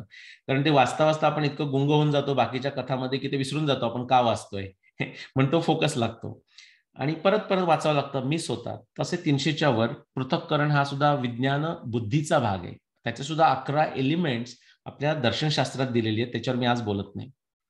त्याच्यातला दुसरा उदाहरणार्थ मुद्दा म्हणजे एकदा आपल्याला पुरावा मिळाल्यानंतर आपण ग्रेडेशन करतो ना. भाजी कुकिंग करताना सुद्धा आपण सिक्वेन्स ठरवतो, आधी फोडणी, आधी तेल तापवायचं, मग फोडणी, सगळं काही एकत्र टाकत नाही आपण, सिक्वेन्स असतं, आधी भाजी धुवायची. तसाच प्रकारे एक ग्रेडेशन असतो एव्हिडन्समध्ये, सिक्वेन्स असतो, अनुक्रम असावा लागतो, साहचर्य, काही वेळा आपण एखाद्या गोष्टी मिक्स करतो. ही सगळी विज्ञान बुद्धीची तत्व आहेत. त्याच्यातलं एक असं की एक क्लासिफिकेशन, वर्गीकरण, आणि दुसरं ग्रेडेशन सुद्धा. पहिल्यांदा कोणतं महत्वाचं, नंतर कोणतं महत्वाचं, कदाचित काही वेळा कळतं, काही वेळा नाही कळत. मी मुद्दाम तुम्हाला उदाहरण म्हणून इथे व्हर्नियर कॅलिपर दाखवला. ज्यांना माहित असेल त्यांनी लक्ष द्या, जर नसेल ते इग्नोर करू शकतात. ते काही एखादी गोष्ट आपण मोजताना काय करतो आपण, की पहिल्यांदा अप्रॉक्सिमेट रिडिंग घेतो तिथे मेन स्केलवर, आणि नंतर जे सेकंडरी किंवा व्हर्नियर किंवा फायनर स्केल असतं त्याच्यावर आपण कोणती लाईन कुठे मॅच होते बघतो, मग थोडीशी कॅल्क्युलेशन करतो आणि मग ते एकत्र आणतो. ओके, परत त्याला आपण साहचर्य, असोसिएशन करतो आणि आपण प्रिसाइज आणि ऍक्युरेट आन्सर काढतो. तसंच आहे हा जो तुम्हाला ब्लू रंगामध्ये जो दिसतोय एव्हिडन्स, आता मी अरुंधती वशिष्ठ तुम्हाला दाखवलं, ते आपल्याला अप्रॉक्सिमेटली कुठे दाखवतं, आणि जो दुसरा जो एव्हिडन्स आहे तो तुम्हाला असं फाईन ट्युनिंग करायला मदत करतो. आता आपण भीष्मनिर्वाण बघूया. जसं अरुंधती वशिष्ठ बघितलं, त्याने 5000 वर्षाचा आपल्याला टाइम पिरियड दिला. तसं भीष्मनिर्वाण काय करतं, तर भीष्मनिर्वाणाचा जर तुम्ही एव्हिडन्स बघितला तर आपल्याला असं कळतं की भीष्म कमीत कमी शरशय्येवर 92 दिवस होते. 92 दिवस पेक्षा जास्त होते, म्हणून म्हटले कमीत कमी. आणि हा नुसता एक पुरावा जर तुम्ही घेतलात, म्हणजे त्याच्यात पुरावा 6, 20, 30, 60, 100 असे पुरावे आहेत, पण ते एकत्र आणल्यानंतर हेच निष्कर्ष निघतो की ते 92 दिवसापेक्षा जास्त होते. आणि त्याच्याशी जर तुम्ही खगोलशास्त्र एकत्र आणलं तर उरलेले जे सगळे जे क्लेम्स आहेत महाभारताकरता, 130च्या वर क्लेम्स आहेत, म्हणजे अगदी 900 BC पासून ते 7300 BC पर्यंत, ते सगळे काय म्हणायचं तर मराठीमध्ये, म्हणजे दे आर ऑल फॉल्सिफाईड. ते सगळे चुकीचे आहेत असं हे नुसत्या ह्या एका पुराव्यावरून निष्पन्न करता येतं. अरुंधती पुराव्यावरून 96% हे चुकीचे आहेत असं निष्पन्न करता येतं. असं आपण तो प्रवास करत आपण पुढे जातोय. ओके, आता मी तुम्हाला आधीच उत्तर सांगितलेलं आहे महाभारत केव्हा झालं, पण मी तुम्हाला back of the envelope calculation, खूप लोकांना थोडं ऍस्ट्रॉनॉमी कॉम्प्लेक्स वाटेल, त्यांच्याकरता सांगतो की आपल्याला सगळ्यांना ही गोष्ट तर माहिती आहे, 18 दिवस युद्ध झालं, कार्तिक अमावस्येला युद्ध सुरू झालं असं महाभारतातला पुरावाच आपल्याला सांगतो. नंतर first half of Sharad season त्यावेळी होता, हे थोडंसं मी फास्ट जातो. ओके, आणि 5561 BC मध्ये गेला तर तुम्हाला काय दिसेल, तर ते युद्ध जेव्हा सुरू झालं, ही सूर्याची जागा शरद ऋतूमध्ये आहे, तिथे जर तुम्ही विरुद्ध लाईन काढली तर तिथे तुम्हाला मृग नक्षत्र मिळतं. म्हणजेच काय, तो मार्गशीर्षाचा महिना होता. बऱ्याच लोकांना माहिती असेल की गीता जयंती मार्गशीर्ष महिन्यामध्ये साजरी केली जाते वगैरे वगैरे, राईट. आता ते जे 92 दिवस आहेत ते तुम्ही जर भीष्म उत्तरायणाच्या वेळी गेले, म्हणजे विंटर सोल्स्टिस, तिथून जर तुम्ही मागे गेलात 60 दिवस, आणखी 30, आणखी 2, आणि युद्ध 10 दिवस आधी सुरू झालं भीष्माचार्य पडण्यापूर्वी, कारण भीष्माचार्य 10व्या दिवशी पडले, तर आपल्याला कळतं की युद्ध नक्की शरद ऋतूच्या पहिल्या भागात सुरू व्हायला पाहिजे. ते मार्गशीर्षामध्ये सुरू झालं, आणि ही माहिती आपण परत खगोलशास्त्राशी एकत्र केली की आपण ज्याला back of the envelope calculation मिळतो त्याच्यात तुम्ही सर्च करू शकता की ते केव्हा झालं, साधारण किती हजार वर्षापूर्वी झालेलं असेल. उदाहरणार्थ मार्गशीर्ष त्यावेळी शरदाचा पहिला महिना होता. आत्ता आपल्या काळामध्ये तुम्ही मुद्दाम कॅलेंडर जाऊन नंतर उघडून बघा, तो आपल्याकडे आता सध्या मार्गशीर्ष महिना डिसेंबरमध्ये येतो, म्हणजे विंटर सोल्स्टिसच्या वेळी येतो, म्हणजे हेमंत ऋतूच्या शेवटी येतो. म्हणजेच किती महिन्याचं शिफ्ट झालंय, 4 भारतीय किंवा मराठी महिन्यांचं शिफ्ट झालेलं आहे. आणि मी तुम्हाला सांगितलं केव्हा शिफ्ट होतं, 1 महिना ऋतूच्या संदर्भामध्ये साधारण 1 महिन्याने शिफ्ट होतो, त्याला 2000 वर्ष लागतात. आपल्याला 4 महिन्यांचं शिफ्ट झालेलं आहे मार्गशीर्षाचं, किंवा सगळ्याच महिन्यांचं झालंय. सो 4 म्हणजे 4 टाइम्स 2000, दॅट्स 8000 इयर्स. जस्ट एवढा जरी तुम्ही रेफरन्स घेतला भीष्मनिर्वाणाचा, तरी सुद्धा आपण म्हणू शकतो 8000 वर्षापूर्वी झालं. एवढंच कशाला, जे लोक भगवद्गीता वाचत असतील तर मासाना मार्गशीर्षोयम ऋतूना कुसुमाकर, मार्गशीर्षामध्ये मी आहे असं कृष्ण म्हणतोय विभूती योगामध्ये. मग मार्गशीर्षच त्याने का पिकअप केलं, हे काहीतरी रॅन्डमली आता चला काहीतरी लोकांना इम्प्रेस करायला सांगूया असं नाहीये त्याच्यामध्ये. तुम्ही अनुशासन पर्व वाचलं तर तुम्हाला लक्षात येईल त्यावेळेच्या कॅलेंडरमध्ये शरद ऋतूतून सुरुवात होणारी ती कॅलेंडर्स आहेत, आणि शरद ऋतूमध्ये मार्गशीर्षा पहिला महिना आणि तो वर्षाचा पहिला महिना होता, जसं आता आपण चैत्र समजतो. अनुशासन पर्व 106, 109 तुम्ही जाऊन बघितलं तर तुम्हाला कळेल. त्याच्यावरूनच आपल्याला ती टर्म येते. आपण म्हणतो ना मराठी किंवा संस्कृतमध्ये वाढदिवसाच्या शुभेच्छा देताना जीवेत शरद शतम, नंदेत शरद शतम, तो शरद म्हणजे वर्ष, जसं आपण किती वर्ष झाली म्हणतो. वर्षा हा शब्द सुद्धा पावसाळ्यात कॅलेंडर सुरू झालं तेव्हाच आहे तो वर्षा. ऍग्रिकल्चरचं कॅलेंडर हे वर्षा तेव्हा सुरू होतं. तर हे तुम्हाला 8,000 वर्ष अंदाजानं झालं असंही सहज समजू शकतं. ठीक आहे. Okay, so let me fast forward little bit. आता हेच माहिती आपण ऍड करूया, तर आणखी तुम्हाला शॉर्ट इंटरव्हल होत जातो. अशीच जर तुम्ही अनेक माहिती वापरत गेलात, जे 300 रेफरन्सेस आहेत आपल्याकडे, तर तुम्हाला एक छोटा मध्ये 1600 इयर्सचा इंटरव्हल मिळतो की ज्याच्यामध्येच तुम्हाला फक्त महाभारताचं युद्ध शोधणं गरजेचं आहे किंवा शोधायला पाहिजे. पण शेवटी तुम्ही ते युद्ध कसं पोहोचणार? आता ह्याचं काय मी तुम्हाला 45 मिनिटांमध्ये झाली माझी 45 मिनिटं, मी आणखी एक 10 मिनिटं जास्त जाईल. याच्यामध्ये तुम्हाला ते काही सांगता येणार नाही. मी आता चिन्मया विद्यापीठाला 2018 मध्ये 5 दिवसांचा वर्कशॉप मी शिकवला, समर वर्कशॉप महाभारत ऍस्ट्रॉनॉमीवर. आम्ही 5 दिवस सकाळपासून संध्याकाळपर्यंत त्याच्यावर चर्चा करत होतो. 40 लोक होते, सगळ्या वयोगटातली लोक होती. 5 दिवसानंतर सुद्धा आमचा सगळा एव्हिडन्स संपला नव्हता. त्यामुळे 45 मिनिटात मी काही तुम्हाला सगळा एव्हिडन्स दाखवू शकत नाही.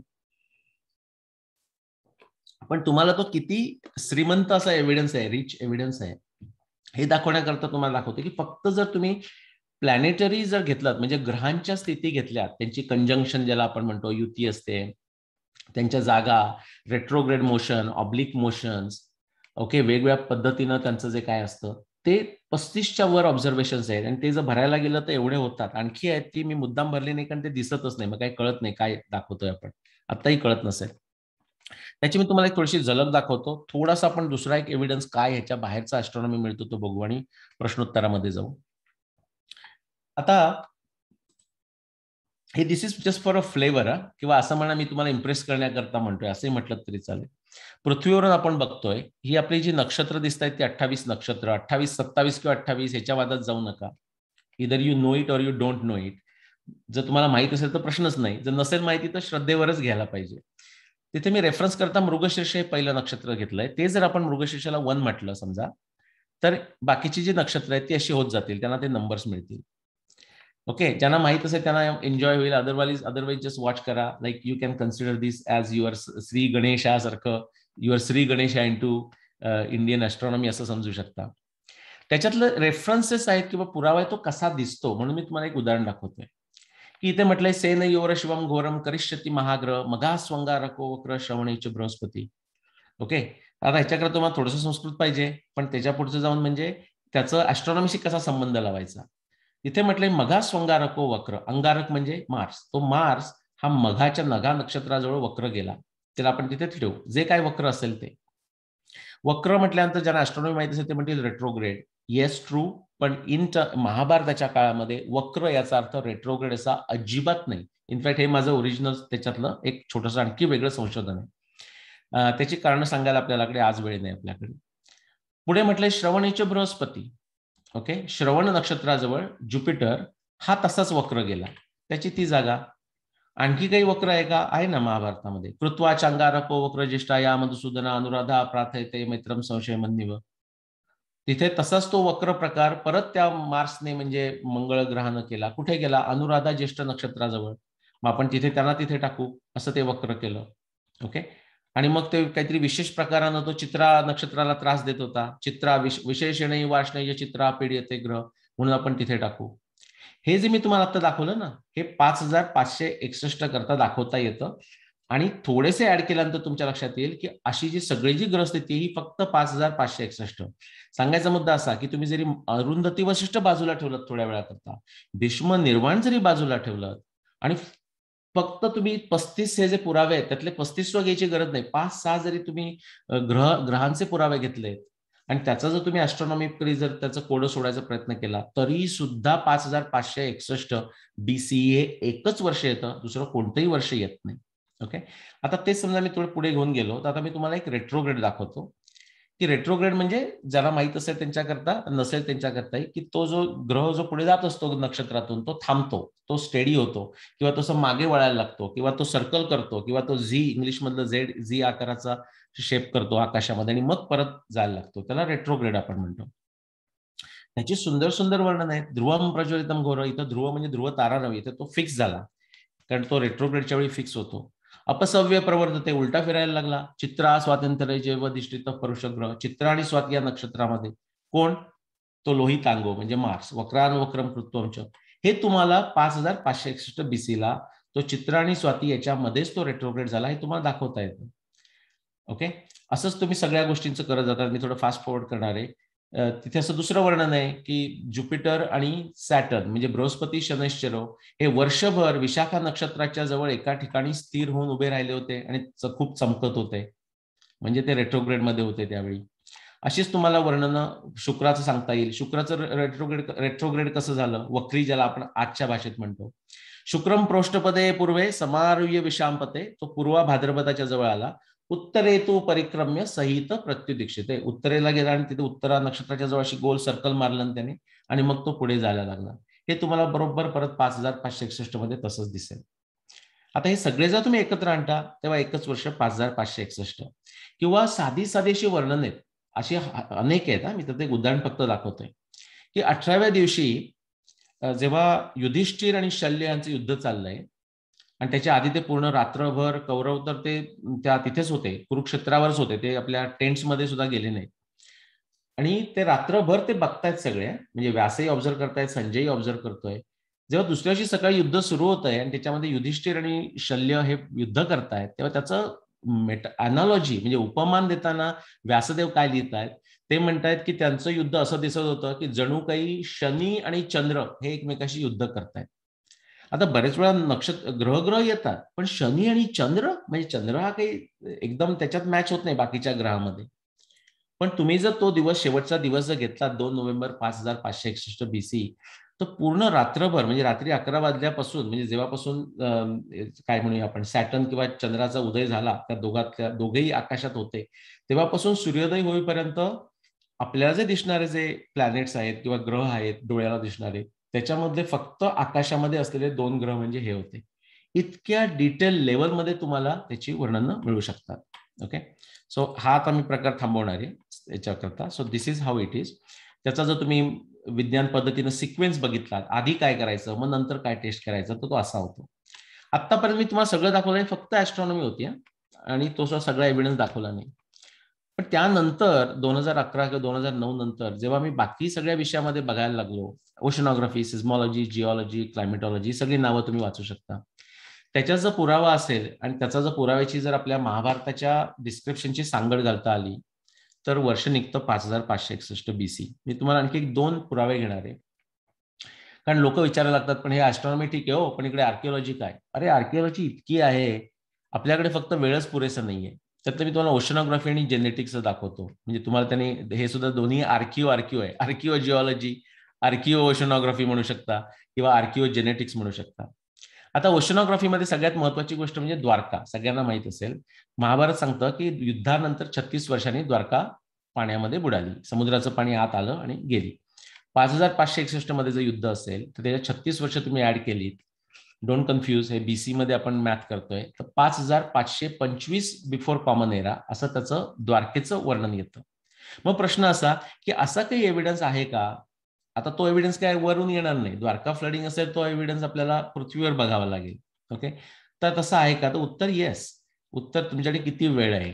आपल्याकडे फार वेळ नाहीये, त्यामुळे फास्ट फॉरवर्ड करणार आहे. ओके, जगभर 5525 करता sudden ocean flooding, sea level राईजचा एव्हिडन्स तुम्हाला जगभर मिळतो. Okay, you just name a place and more than likely evidence exist. म्हणजे ग्रेट बॅरियर रीफ ऑस्ट्रेलियापासून ते ईस्ट कोस्ट ऑफ मेन, ते वेस्ट इंडिजमध्ये कॅरेबियन, म्हणजे तिथे 6-7 लोकेशन, ते टर्की जिथं एशिया आणि युरोप एकत्र येतात, इस्तंबूल किंवा बोस्फोरस चॅनेल, ते ऑफकोर्स द्वारका तर पाहिजेच एव्हिडन्स. आणि नुसतं द्वारका नाही, पूर्वेच्या तामिळनाडूच्या किनाऱ्यावरचा सुद्धा सगळा एव्हिडन्स तुम्हाला 5525 BC मध्ये सडनली काहीतरी झालं इथे घेऊन जातो. त्यातला क्विक कॅरेबियन मधला एव्हिडन्स असा की सडनली तिथे 6.5 मीटर्स पाणी वर गेलं. तो एव्हिडन्स 7 जागेवरून येतो आणि तो जर तुम्ही बघायला गेलात की हे केव्हा झालं, अचानक 6.5 म्हणजे किती, 7-18 म्हणजे 20 फूट सडनली पाणी वर गेलेलं आहे त्यावेळी. आणि त्याचं वर्ष जे येतं ते 5525 किंवा 5600 BC प्लस मायनस 130, त्यात 5525 BC येतं. तुम्ही इस्तंबूलला जर गेला तर हा जो ब्लॅक सी आहे, अनेक लोकांना माहित असेल किंवा नसेल, हा ब्लॅक सी जर तुम्ही महाभारताच्या आधी गेलात तर ब्लॅक सीच नव्हता. खारा पाण्याचा जो समुद्र आहे तो अजिबात नव्हता. एक छोटस ते तळ होतं, स्वीट वॉटर ज्याला आपण म्हणतो, म्हणजे नद्यांचं पाण्याचं. परत ते 5525 ला जो सडनली जो सी लेवल झाली, त्याच्यामुळे अटलांटिकचं पाणी भूमध्य समुद्रामध्ये, मेडिटेरियनचं एगियन सी मध्ये, एगियन सीचं मरमरा, आणि मग ते एवढं प्रेशर वाढलं की ते बोस्फोरस चॅनलचा जो एरिया आहे तो फोर्स केलं आणि salt water started gushing into the other side, की जिथे छोटंसं तळ होतं, इतकं मोठं तर अजिबातच नव्हतं, आणि इन्स्टंटेनियसली त्याचा ब्लॅक सी झाला. आणि ते हे वर्क कोलंबियाचे जे 2 जिओलॉजिस्ट आहेत, रायन आणि पिटमन, त्यांचं पुस्तक आहे 1998चं. त्याची सुद्धा फार रोचक कथा आहे, पण मी माझा वेळ झाला म्हणून मी सांगत नाही. मला ते कसं कळलं, एका अमेरिकन तुरुंगातल्या माणसानं, म्हणजे व्हाईट अमेरिकन आहे, युरोपियन अमेरिकन, त्यानं मला ते पाठवलं, कारण त्यानं माझं पुस्तक तुरुंगात वाचलं, अमेरिकन माणसानं. त्याचा आणि काही तो असा हरे कृष्ण वगैरे असला काही संबंध नाही, तो असा काहीतरी वेगळ्याच ह्याच्यात होता, पण ती लांब कथा आहे. हा जो काळ आहे हा सुद्धा 5525, त्याचे 9 वेगवेगळे पॅरामीटर्स घेऊन त्यांनी दाखवलंय की ते एक्झॅक्टली त्याच वेळी होतं, 5525 BC मध्ये. द्वारकेला जर तुम्ही आलात तर 30 ते स्टडी आहेत, त्यातले मुख्य 7 स्टडी मी तुम्हाला इथे दाखवतोय. तिथे तर किती आणखीनच अमेझिंग आहे. 15 मीटर पाणी सडनली 5525 BC ला वर गेलं.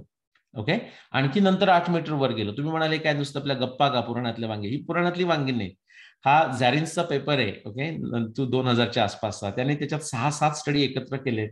सगळ्यांचं कन्सिस्टंट हे मी तुम्हाला जिथे स्टार दाखवलाय ना, ते 6th मिलेनियम, आणि त्याच्या मधला स्टारचा जो एरो आहे तो 5525चा. सडनली त्यावेळी फ्लडिंग ऑफ कृष्णाची द्वारका, वेस्ट कोस्ट मी तुम्हाला दाखवतोय, ते 15 मीटर पाणी वर गेलं. त्याच्यानंतर पुढच्या मिलेनियम मध्ये आणखी 8 मीटर पाणी वर गेलं. इनफॅक्ट ती आत्ताचं जे समुद्राची लेवल आहे त्याच्यापेक्षा 3 मीटर पाणी वर होतं. म्हणजे आता जो आपला गुजरातचा भाग दिसतोय, काही भाग किंवा पाकिस्तानचा कराची वगैरे, हा पाण्याखाली होता पुढची 2000 वर्ष. इनफॅक्ट त्याच्यामुळे तुम्हाला दुसरं उत्तर मिळतात की ढोलावीरा किंवा लोथल ही जर तुम्ही नावं ऐकली असतील तर ते पोर्ट म्हणून, म्हणजे बंदर होती ती, आणि ती बंदरं केव्हा होती तर साधारण 4000 BC ते 2000 BC मध्ये होतं. असा तो वेगळा संशोधनाचा विषय आहे. ती का होती त्याचं उत्तर सुद्धा तुम्हाला इथे मिळतं, कारण पाणी ह्याची लेवलच +3 होती, त्यामुळे ती बंदरं होती. नंतर 2000 BC नंतर पाणी परत खाली यायला लागलं, जे दाखवतोय ते. मग परत ती बंदरं म्हणून they couldn't act as a port anymore, कारण वॉटर रिसीड होऊन मागे गेलं. तुम्ही जर ग्रॅहम हँकॉक नाव वाचलं असेल, ग्लेन मिल, ओके, तर त्यांचं जे संशोधन आहे त्याचं वेगळ्या कॉन्टेक्स्टमध्ये संशोधन होतं. पण मुद्दाम तुम्हाला परत 5525 दाखवतोय. त्यांनी जो बॅथोमेट्रिक स्टडी केलेला आहे त्याच्यामध्ये काय दाखवतं, इथे असं आयलंड होतं, आणि दिस इज बेसिकली माय कंजेक्चर, माय सिद्धांत is that is a Dwarka. Dwarka हे बेट होतं, बाय द वे, ब्रिजेस होते, आणि अर्थात पाण्याची लेवल खूप कमी होती, म्हणजे ते जवळ लँड काय फार एवढं पाण्याचं अंतर नव्हतं. ते जे आयलंड होतं त्यांच्या बॅथोमेट्रिक स्टडीमध्ये, ते डिसअपिअर केव्हा झालं तर 7700 BP ते 6900 BP मध्ये झालं. Just I am showing you की 5525 BCE फॉल्स राईट देअर. तुम्ही जर ईस्ट कोस्टला गेलात, हा अगदी रिसेंट पेपर आहे, मागच्या 2020चा आहे, आणि तिथे सुद्धा अचानक गशिंग. आता तुम्ही जर द्वारका लक्षात ठेवलं असेल, लक्षात येईल तुम्हाला. बाय द वे, हा खूप इंटरेस्टिंग विषय आहे, पण मी आता वेळेमुळे मी आधी वर गेलो, ओव्हर टाइम गेलोय. या पुंपुहारच्या, म्हणजे तामिळनाडूच्या ईस्ट कोस्टला 20,000, नीट लक्ष द्या, 20,000 वर्षाच्या आधी तुम्ही गेलात तरी सुद्धा तुम्हाला सोफिस्टिकेटेड पोर्ट्स मिळतात. इतके सोफिस्टिकेटेड की तसेच सोफिस्टिकेटेड पोर्ट होते मागच्या 500 वर्षापर्यंत. आता थोडीशी नवीन टेक्नॉलॉजी आपली बदलली. असे सोफिस्टिकेटेड पोर्ट्स 20,000 पेक्षा जास्त वर्षाचे होते. तो P1, मग पाणी वाढत गेलं, मग P2, तो गेला, P1 गेला, मग त्यांनी P2 बांधला, P2 गेला, मग त्यांनी P3 बांधला. परत द्वारकेच्या वेळी, म्हणजे 5525च्या वेळी आणखी पाणी सडनली वाढलं, P3 गेला, म्हणजे तिसरा पोर्ट पुंपुहारचा. पण पाणी जे पुढे तुम्हाला आत दिसतंय ते इतकं गशिंग आत आलं, 10-20 किलोमीटर पाणी आत आलं, आणि तिथे ते तसंच 1,500-2,000, सॉरी किती, व्हॉट इज दॅट, या दॅट्स राईट, 1500-2000 इयर्स तसंच तिथे राहिलं, मायुरम पर्यंत आलं, आणि नंतर ते परत मागे जायला लागलं. जे मी तुम्हाला वेस्ट कोस्टला द्वारकेला दाखवलं, धोलावीरा, लोथल, तेच इथे झालं. Quickly genetics, all just speed through it. आता त्यावेळी काय झालं बघा, एस्टिमेटेड 4 मिलियन पुरुष लोक युद्ध करणारे मारले गेले महाभारत युद्धामध्ये. त्यावेळेस जगाचं पॉप्युलेशन आपल्याला माहिती नाही, भारताचं पॉप्युलेशन आपल्याला माहिती नाही, पण अंदाजे एस्टिमेट आहे, तुम्ही गुगलमध्ये जाऊन बघू शकता, विकिपीडिया वगैरे, तर ते 5 to 20 मिलियन्स आहेत. I am going to make it simplify, let's take 20 million. Total population of the world. त्यातले 10 मिलियन पुरुष, 10 मिलियन स्त्रिया. त्यातलं भारताच्या आसपासचं किती आपल्याला माहिती नाही. Let's pick it is a 6 million धरूया आपण. त्याच्यातले 4 मिलियन पुरुष गेलेले आहेत. 6 मिलियन पुरुषातले 4 मिलियन पुरुष गेलेत. हा खूप मोठा इफेक्ट आहे. प्रश्न असा की असं जे काही झालं त्याचा जेनेटिक पुल्समध्ये काही इफेक्ट आपल्याला जाणवेल का? ओके, आपल्याला उत्तर माहित नाही, पण आपण शोधू शकतो. मोनिका कार्मिन यांचा 2015 आणि मोठा ग्रुप येतो, त्यांचा पेपर आहे. त्यांना महाभारताशी काही देणं घेणं नाही. हा जेनेटिक्सवरचा रिसेंट पेपर आहे 2015चा. आणि त्याच्यामध्ये त्यांनी सांगितलंय की असं एका आपल्या पृथ्वीच्या ह्युमॅनिटीच्या हिस्ट्रीमध्ये असं एकदा झालं आणि अनेक वेळा झालंय, पण असं एक विशेषतः झालं की मेल फिमेल डिव्हर्सिटी जी असते त्यातला इम्बॅलन्स झाला. ओके, आता मी तुम्हाला त्याचा मेटाफॉर म्हणून असं देतोय की ह्या एवढ्या एरियातून भारताच्या महाभारत युद्धामध्ये लोक आलेले होते. नुसतं भारतात सध्याचे नव्हते, all the way to Caspian sea. आता वेळ नाही म्हणून मी जात नाही.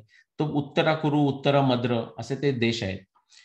आता हा जो जेनेटिक पेपर्स मधला डेटा आहे तो डेटा कुठचा? हा भारत नक्की, फॉरेस्ट ग्रीन. नंतर इराण, इराक, अफगाणिस्तान तो एरिया झाला. पूर्वेचा एरिया झाला म्यानमार, थायलंड, तुमच्या सिंगापूर पर्यंत जाऊया आपण. काही जी लोक पार्टिसिपेट केली असतील, इंडोनेशिया आणि सेंट्रल एशिया सुद्धा, की ज्याला उत्तरा कुरु, उत्तरा मद्र असं म्हणत होते, भारताच्या उत्तर बाजूला लगेच असलेला. आणि मग दूरचे युरोप वगैरे ते काही आले नसतील. सायबेरियाचे लोक नाहीत, म्हणजे आपल्याला माहिती आहे कोणी आलं नव्हतं. आफ्रिकेची काही फार नव्हती. ॲज अ क्विक मेटाफोर असा अर्थक्वेकचा मेटाफोर, आणि मी तुम्हाला अर्थक्वेकमध्ये घेऊन जातो आणि परत जेनेटिक्समध्ये आणणार आहे. एखाद्या ठिकाणी जर भूकंप झाला तर इमिजिएटली तुम्ही काय प्रश्न विचारता? अरे बापरे. अशी रिॲक्शन नंतर तुम्ही विचारता, अच्छा केव्हा झाला तो आणि लोकेशन काय आहे, म्हणजे आपण ठीक आहोत, नासे असेल किंवा आपलं कोणी तिथे ओळखीचं आहे का, अशा अर्थानं केव्हा झाला, त्याचं लोकेशन काय आणि त्याची इंटेन्सिटी काय होती, अशा आपण 3 नॅचरली प्रश्न विचारतो. तोच मेटाफोर आपण आता जेनेटिक्सला घेऊन जातोय. तो जो मोनिका कार्मिनचा जो 2015चा पेपर आहे तो असं दाखवतो की त्यावेळी एका वेळी केव्हा तरी, आणि ते आपण मी तुम्हाला दाखवणार आहे आणि तुम्हाला दिसतेच याच्यामध्ये, की सडनली मेल फिमेल इम्बॅलन्स झाला. किती झाला तो? रिक्टर स्केल सारखं इंटेन्सिटी काय होती? 16:1. म्हणजे फिमेल जीन डिव्हर्सिटी समजा 30 राहिली तर male diversity 16 times order of मॅग्निट्यूड्सने कमी झाली. Okay, like a Richter scale, think of it. तो the intensity is a 16. Female diversity is wide, ती वाढली नाही, ती तशीच होती. मेल डिव्हर्सिटी खाली गेली. नंतर पुढचा प्रश्न की हे केव्हा झालं, त्याचं उत्तर आहे 7500 वर्षापूर्वी. तो जो पीक दिसतोय ना तुम्हाला, तो जो तुम्ही एक्स ऍक्सिसवर आणला, टाइम ऍक्सिस, तर बरोबर 7500 वर्ष येतं. पुढचा प्रश्न, हे कुठे झालं, म्हणजे त्याचं एपी सेंटर कुठे आहे? त्याचं उत्तर इंडिया असं आहे. ओके, साऊथ एशिया म्हणतात त्याला, ते अत्यंत चुकीचं नाव आहे. Never use south Asia for India, always use India. Okay, त्याचं हे थोडंसं मी फास्ट जातो. हे मॉडेलिंग आहे. ज्यांना मॉडेलिंग कळतं त्यांना it's a piece of cake. ज्यांना कळत नाही ते म्हणतील हे असं कसं काय. त्यातला जो साऊथ एशिया जो भाग आहे तो बघा, की तो जो 16 म्हणतोय ना, 16:1, आता हे मी उलट दाखवतोय, 1/16 म्हणू शकता. सगळ्यात आधी इफेक्ट कुठे नोटीस झाला असेल त्याचा जेनेटिक्समध्ये, जेनेटिक्स मॉडेल, जेनेटिक्स डेटामध्ये, तर तो इंडियात झाला, फॉरेस्ट ग्रीन लाईन. तो सगळ्यात डीप जाणारा कुठेतरी इंडियात झाला. सगळ्यात लॉंगेस्ट तो राहिला कुठेतरी इंडियामध्ये, आणि naturally therefore the last one two recover ज्याला आपण म्हणतो तो सुद्धा इंडियामध्ये. त्यानंतरचा जो सेकंड इफेक्ट आहे थोडासा, तो नियर ईस्टचा तुम्हाला दिसेल, म्हणजे कुठे? अफगाणिस्तान, इराण, पाकिस्तान, इराक, तो एरियामध्ये. भगदत्त हा इराक मधला होता, तो एक वेगळा मुद्दा. ओके, युद्धामध्ये भाग घेतलेला माणूस, तो एक औक्षणी सैन्य घेऊन आला होता. नंतर दुसरा एरिया साऊथ ईस्ट एशिया, म्हणजे भारताच्या पूर्वेला बांगलादेश, म्यानमार, लाओस, थायलंड वगैरे वगैरे एरिया, त्यांच्यावर इफेक्ट झाला, ते रिकव्हर झाले. आणि युरोपचं व्हेरी इंटरेस्टिंग आहे की as if like it's a very late recovery. कारण युरोपनं पार्टिसिपेटच केलं नाही. मग असं कसं काय? वेळ असता तर मी तुम्हाला सांगितलं असतं, थोडंसं जस्ट उत्तर देऊन टाकेन. सेंट्रल एशियामध्ये सुद्धा तसाच युरोप सारखाच लेट इफेक्ट दिसतो, डिलेड इफेक्ट म्हणतो तसं. आणि अँडीज आफ्रिका जर तुम्ही बघितलं तर त्याला काही फरक पडलेला नाही, सायबेरियाला काही फरक पडलेला नाही. It's a very very interesting thing. त्याचं क्विक उत्तर असं आहे की युरोपमध्ये आणि सेंट्रल एशियामध्ये का झाला, तर these are post Mahabharata migration, भारतातून बाहेर गेलेली. ओके, सरस्वती ड्राय होत चालली आणि मायग्रेट लोक झालेली आहेत. लोक आधी होतच होती, पण हे आणखी एक मायग्रेशन. इनफॅक्ट तो एव्हिडन्स ह्युमन बिंग्स मध्ये आहेच, पण इव्हन जे डोमेस्टिक काऊज ज्याला आपण म्हणतो, म्हणजे कॅटल्स, जो झेबू काऊ, ही भारताची स्पेशालिटी आहे. ती टॉरियन काऊ सुद्धा झेबू काऊ मधून आलेली आहे. तो एक वेगळा जेनेटिक्सचा विषय आहे. पण ह्याचा जो समय आहे तो असा, तुम्हाला अनेक पेपर्स आहेत त्याच्यावर, की 5500 BC टू 1600 BC मध्ये, हे जे तुम्हाला मी मागे जे दाखवतो इथे, हे जेव्हा ते दाखवतात ना कॅस्पियन सी, हा इराण दाखवलाय त्यांनी. तो Iran is always proxy in genetics for India by the way. तोही वेगळा विषय. पण तिथून तुम्हाला सगळी आउटवर्ड मायग्रेशन ही काऊजची दिसत आहेत. आणि काऊज काही नुसत्या चरत चरत एवढे लांब जात नाही, त्यांच्याबरोबर लोक जात आहेत. सो आर्यन इन्व्हेजनचा जो गाढवपणा आहे ना, तो आपण म्हणू शकतो की तो खरा आहे, पण तो उलट्या दिशेने आहे. इथून आर्य बाहेर गेलेले, तसा तो रेफरन्स आहे. ठीक आहे, ते कशाला, आता आपला गणपतीचा आता सीझन येतोय म्हणून तुम्हाला सांगतो की उंदीर जो आपला डोमेस्टिक माऊस आहे, म्हणजे गणेशाचं जे वाहन आहे, ते डोमेस्टिक माऊस सुद्धा तुम्हाला माहिती आहे का, हा मूळ त्याचा ओरिजिन म्हणजे डोमेस्टिकेशन ऑफ अ माऊस, आपण मुद्दाम ठेवलं नाही, पण it's a settle civilization, agriculture based civilization. त्याची सुरुवातही भारतात झालेली आहे. डोमेस्टिक माऊस म्हणजे wild mouse turning to domestic mouse सुद्धा भारतात झालेला आहे. त्याच्या अनेक व्हरायटीज आहेत, पण 3-4 ज्या डॉमिनंट व्हरायटीज आहेत, हा बॉर्न हमीचा 2007चा जेनेटिक्स पेपर आहे. या सगळ्या व्हरायटी, डोमेस्टिक व्हरायटी भारतातून बाहेर गेलेल्या आहेत. अगेन त्या सुद्धा काही उंदीर आपला जर आता मी आता जातो जरा स्वित्झर्लंडला जाऊन येतो असं काही उंदरानं केलेलं नाही. तो मायग्रेशनची आउटवर्ड मायग्रेशन आहे. सेटल सिव्हिलायझेशनची जी ऍग्रिकल्चर घेऊन गेलेली मायग्रेशन आहे, स्लोली मूव्ह होत असलेली, ग्रेझिंग करत असलेली जी बाहेर गेलेली मायग्रेशन आहेत, त्यांच्या बरोबर सेटल सिव्हिलायझेशन बरोबर तो गेलेला आहे. असे खूप काही तुम्हाला पुरावे मिळतात. I am done, sorry I went 10-15 minutes over. ही माझी पुस्तकं तुम्ही जर इंडियात असाल तर ती इंडियाच्या ऍड्रेसला तुम्ही डायरेक्ट शिप करून घेऊ शकता. आणि जर आउटसाइड असाल तर Amazon, that is the way. Quickly summary, archaeology can corroborate but it can never prove anything. नुसती आर्किओलॉजी चालत नाही. त्याच्याकरता काय कृष्ण काय सांगतोय, भगवद्गीतेतही सांगतो, भागवत पुराणातही सांगतोय, श्रुती प्रत्यक्ष मैतीयम अनुमानम चतुष्टयम. क्वाड्रँग्युलेशन करायला पाहिजे. श्रुती, स्मृती, प्रत्यक्ष, ऐतिह्य, अनुमान हे सगळं एकत्र आणावं लागतं. नुसतं प्रत्यक्ष अनुमानानुसार सगळं होत नाही. नुसतं आर्किओलॉजी एव्हिडन्स कुठे आहे, पॉट पॅन कुठे आहे, तिथनं काही तुम्हाला निष्पन्न होत नाही. शिवाजी महाराज सुद्धा झाले तुम्ही प्रूव्ह नाही करू शकत आर्किओलॉजीमुळे. त्याच्याकरता सुद्धा बखर असावी लागते आणि बाकीच्या गोष्टी, रायगड पण असावा लागतो, ते एकत्र आणावं लागतं. Science is about more likely versus less likely. सायन्समध्ये प्रूव्ह डिस्प्रूव्ह नसतं. ओके, कोरॉबरेशन अँड फॉल्सिफिकेशन हे शब्द असतात. प्रूव्ह डिस्प्रूव्ह सायन्सला माहीत नाही, सायन्सला ते पटत नाही. आपण साधारण भाषेमध्ये बोलतो ते. श्रद्धा, संशय, जिज्ञासा हे पाहिजे, विज्ञान बुद्धी पाहिजे, तर्कशास्त्र पाहिजे. महाभारती जवळ इतिहास it is inspiring, it is objective. तुम्ही जर स्टडी केलात तर वी मस्ट ओन इट. त्याच्याकरता आपल्याला सगळ्यांना स्वाध्याय करायला पाहिजे. एका माणसानं, 2 माणसानं, 10, 20, 25 माणसांनी करून होणारी गोष्ट नाहीये ती. सगळ्यांनी आपण तपस्या केली पाहिजे, जर आपल्याला इंटरेस्ट असेल तर. नसेल तर of course, I mean what can you do, right? आणि लेट्स डू अवर स्वाध्याय. My apologies for going over time. I am going to stop sharing. आणि जर आपल्याकडे वेळ असेल तर we will take some questions, comments, objections etcetera. Nilesh, thanks lot. खूपच fascinating आहे. मी काय करतो, खूप छान इंटरेस्टिंग प्रश्न आलेत निलेश काही चॅट विंडोमध्ये. तर मी टॉप टू बॉटम घेतो, कारण असं काहीच असे ते एकमेकांशी असे हे नाहीयेत, अलाईन नाहीयेत प्रश्न. ओके, तर मी एक घेतो आणि आपण एक एक करत जाऊ. यशवंत काकड्यांचा प्रश्न आहे, व्हॉट इज UNP? मला वाटतं तुझ्या एका स्लाइड मध्ये होतं. Why it is only for few months, Ashadh, Bhadrapad, Phalgun, असा एक पहिला प्रश्न आहे. ओके, त्याचं क्विक उत्तर, UNP म्हणजे जनरली, आता कुठे मी पाहिलं मला माहित नाही, पण जनरली पूर्वा भाद्रपदा, उत्तरा भाद्रपदा असं असतं. सो P असेल तर पूर्वा भाद्रपद, U असेल तर उत्तरा भाद्रपद. आता ते काहीच ठिकाणी येणार, कारण असे 2-3च पेअर्स आहेत. म्हणजे आषाढ, पूर्वा आषाढा, उत्तरा आषाढा, पूर्वा भाद्रपद, उत्तरा भाद्रपद, पूर्वा फाल्गुनी, उत्तरा फाल्गुनी, अशा 2-3 पेअर्स आहेत. म्हणून ते P आणि U, ती 2 वेगळी नक्षत्र आहेत. Okay, thanks. पुढच्या प्रश्नाकडे जातो. विशाल पेंढारकरांचा प्रश्न आहे, ध्रुव मीन्स इममुव्हेबल और fixed. Dhruv from mythology would be shocked to know that his position is no longer fixed. His penance is wasted. काही तुझं रिॲक्शन त्याच्यात? रिॲक्शन सांगतो की ते कसं आहे, ते अर्थातच सगळं रिलेटिव्ह आहे. इनफॅक्ट मुद्दाम म्हणजे सगळ्यांनीच, ज्यांनी प्रश्न विचारला त्यांनी असं नाही, पतंजली योगसूत्र वाचावं.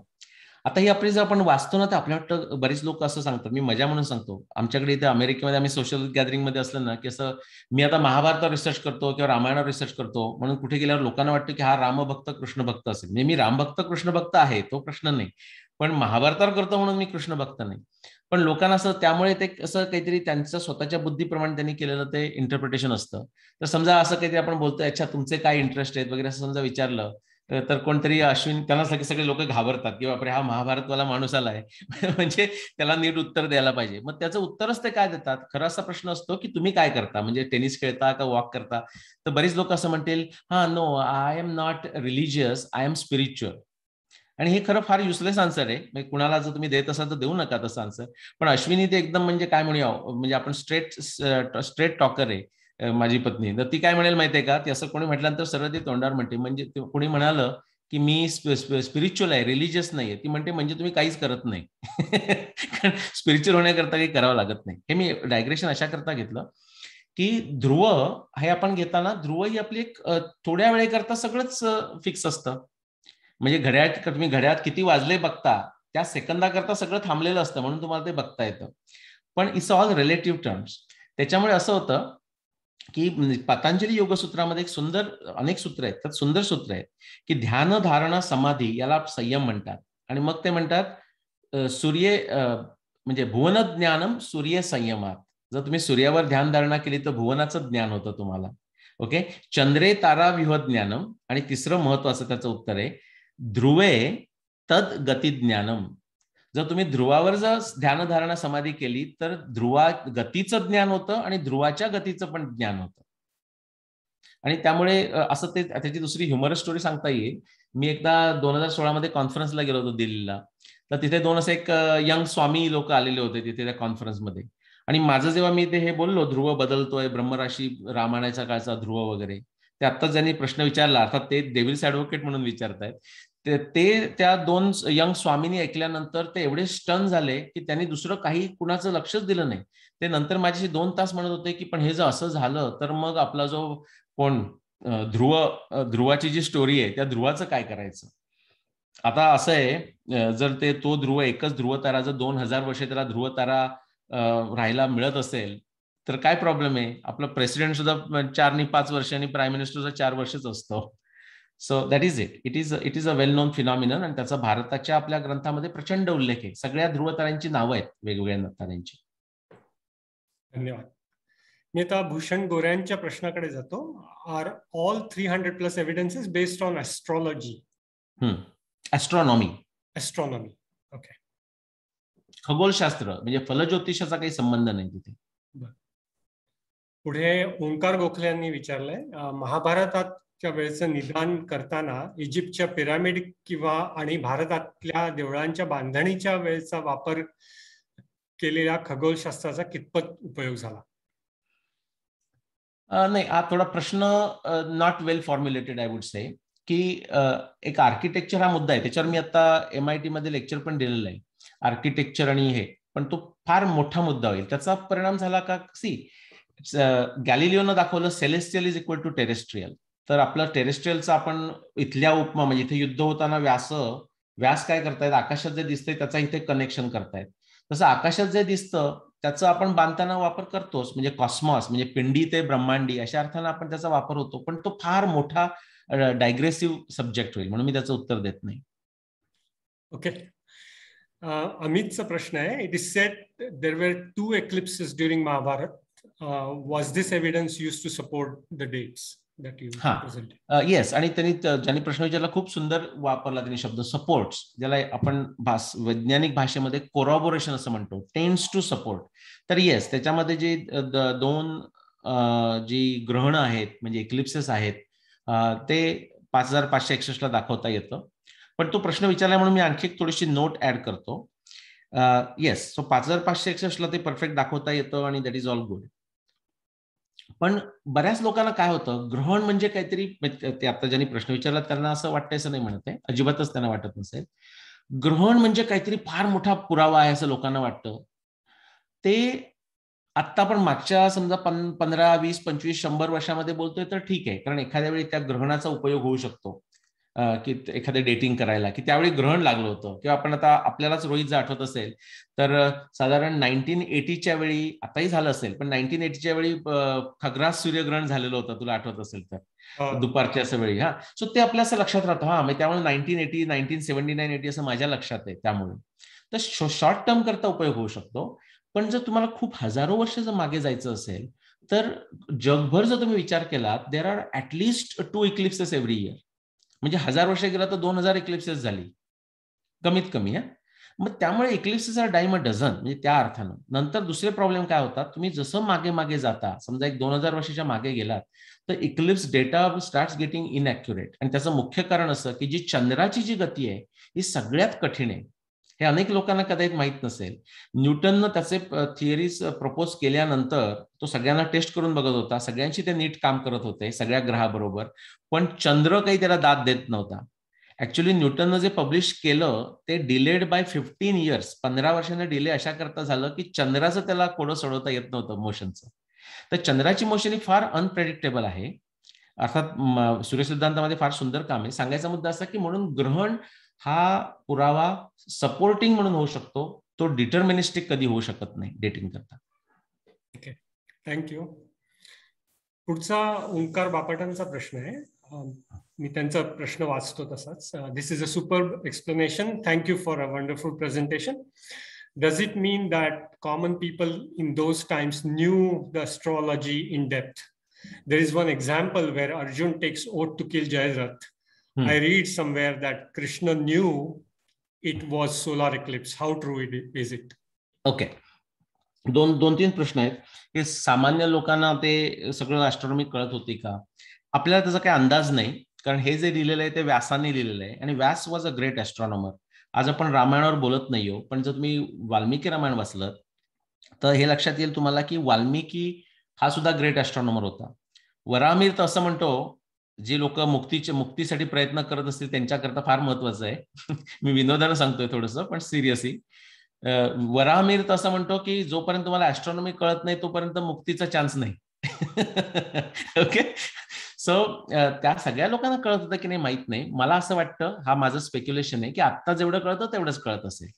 काही एक्सपर्ट असतील, मोस्टली जेनेरिक असतील, पण हे व्यासाने केलेली ऑब्झर्वेशन्स आहेत किंवा व्यासांच्या शिष्यांनी केलेली ऑब्झर्वेशन्स आहेत. आणि दुसरा पॉईंट काय होता, जयद्रथाचं युद्ध. महाभारतामध्ये ह्या ज्या कथा आहेत या नंतर डेव्हलप झालेल्या आहेत.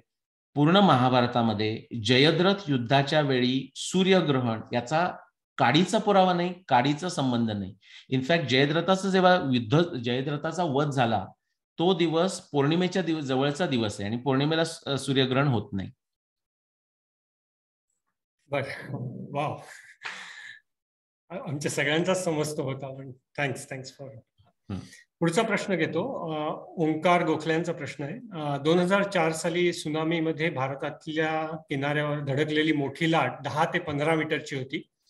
इंडोनेशिया आणि थायलंडला समुद्रात 50 मीटरचा रेकॉर्डर आहे. तर म्हणजे त्याच्याबद्दल काही तुला सांगता येईल का? नाही, म्हणजे त्यांनी सांगितल्या फॅक्ट्सच आहेत ना, पण त्याचं काय, म्हणजे त्याचं कनेक्शन काय करणार आपण आता? असं म्हणजे this is again a not well formulated प्रश्न in the context of Mahabharat. पण असं म्हणेन की ती सुनामी आली समजा आपल्या पूर्व किनाऱ्यावर आणि ती गेली सुद्धा, म्हणजे ते पाणी येऊन थांबलं नाहीये वर. त्यावेळी 15 मीटर सुद्धा आली असेल, खूप नुकसानही झालं, पण ती गेली. सो हे द्वारकेची सुनामी नाहीये नुसती. इनफॅक्ट ते 15 मीटर पाणी वर आल्यानंतर अजूनही ते वरच आहे 15 मीटर. त्याच्यानंतर जे +3 गेलं होतं आणखी आत्ताच्या लेवलपेक्षा, ते 2000 म्हणजे 4000 BC ते 2000 BC ला ते मागे आलं, म्हणजे रिग्रेस झालं. आणि म्हणून धोलावेरा आणि लोथल हे पोर्ट्स नाहीत. किंवा पुंपुहार, मी जर शेवटचं जर त्यांनी लक्षात ठेवलं असेल, ते पुंपुहार पासून आत 10-20 किलोमीटर मायुरम पर्यंत पाणी गेलं. तर तुम्ही जर 6000 BC, 5000 BC, 4000 BC मध्ये गेलात तर मायुरम वॉज अ पोर्ट, की आता ते इनलँड आहे, 20 किलोमीटर आत इनलँड आहे, पण तेव्हा तो पोर्ट होता. त्यावेळची जी घटना, मी आता जी तुम्हाला जो ओशनोग्राफी एव्हिडन्स शेअर केला, हा वेगळ्या प्रकारचा एव्हिडन्स आहे, तो सुनामी एव्हिडन्स नाहीये. सुनामी येते आणि जाते, तसं नाही इथे झालेलं. Okay, thanks. पुढचा मी प्रश्न घेतो, तो सिद्धेश शिर्लेकरांचा आहे. How does this timeline hold true when compared against the scientific evidence on Bronze Age timeline through carbon dating? चांगला प्रश्न आहे.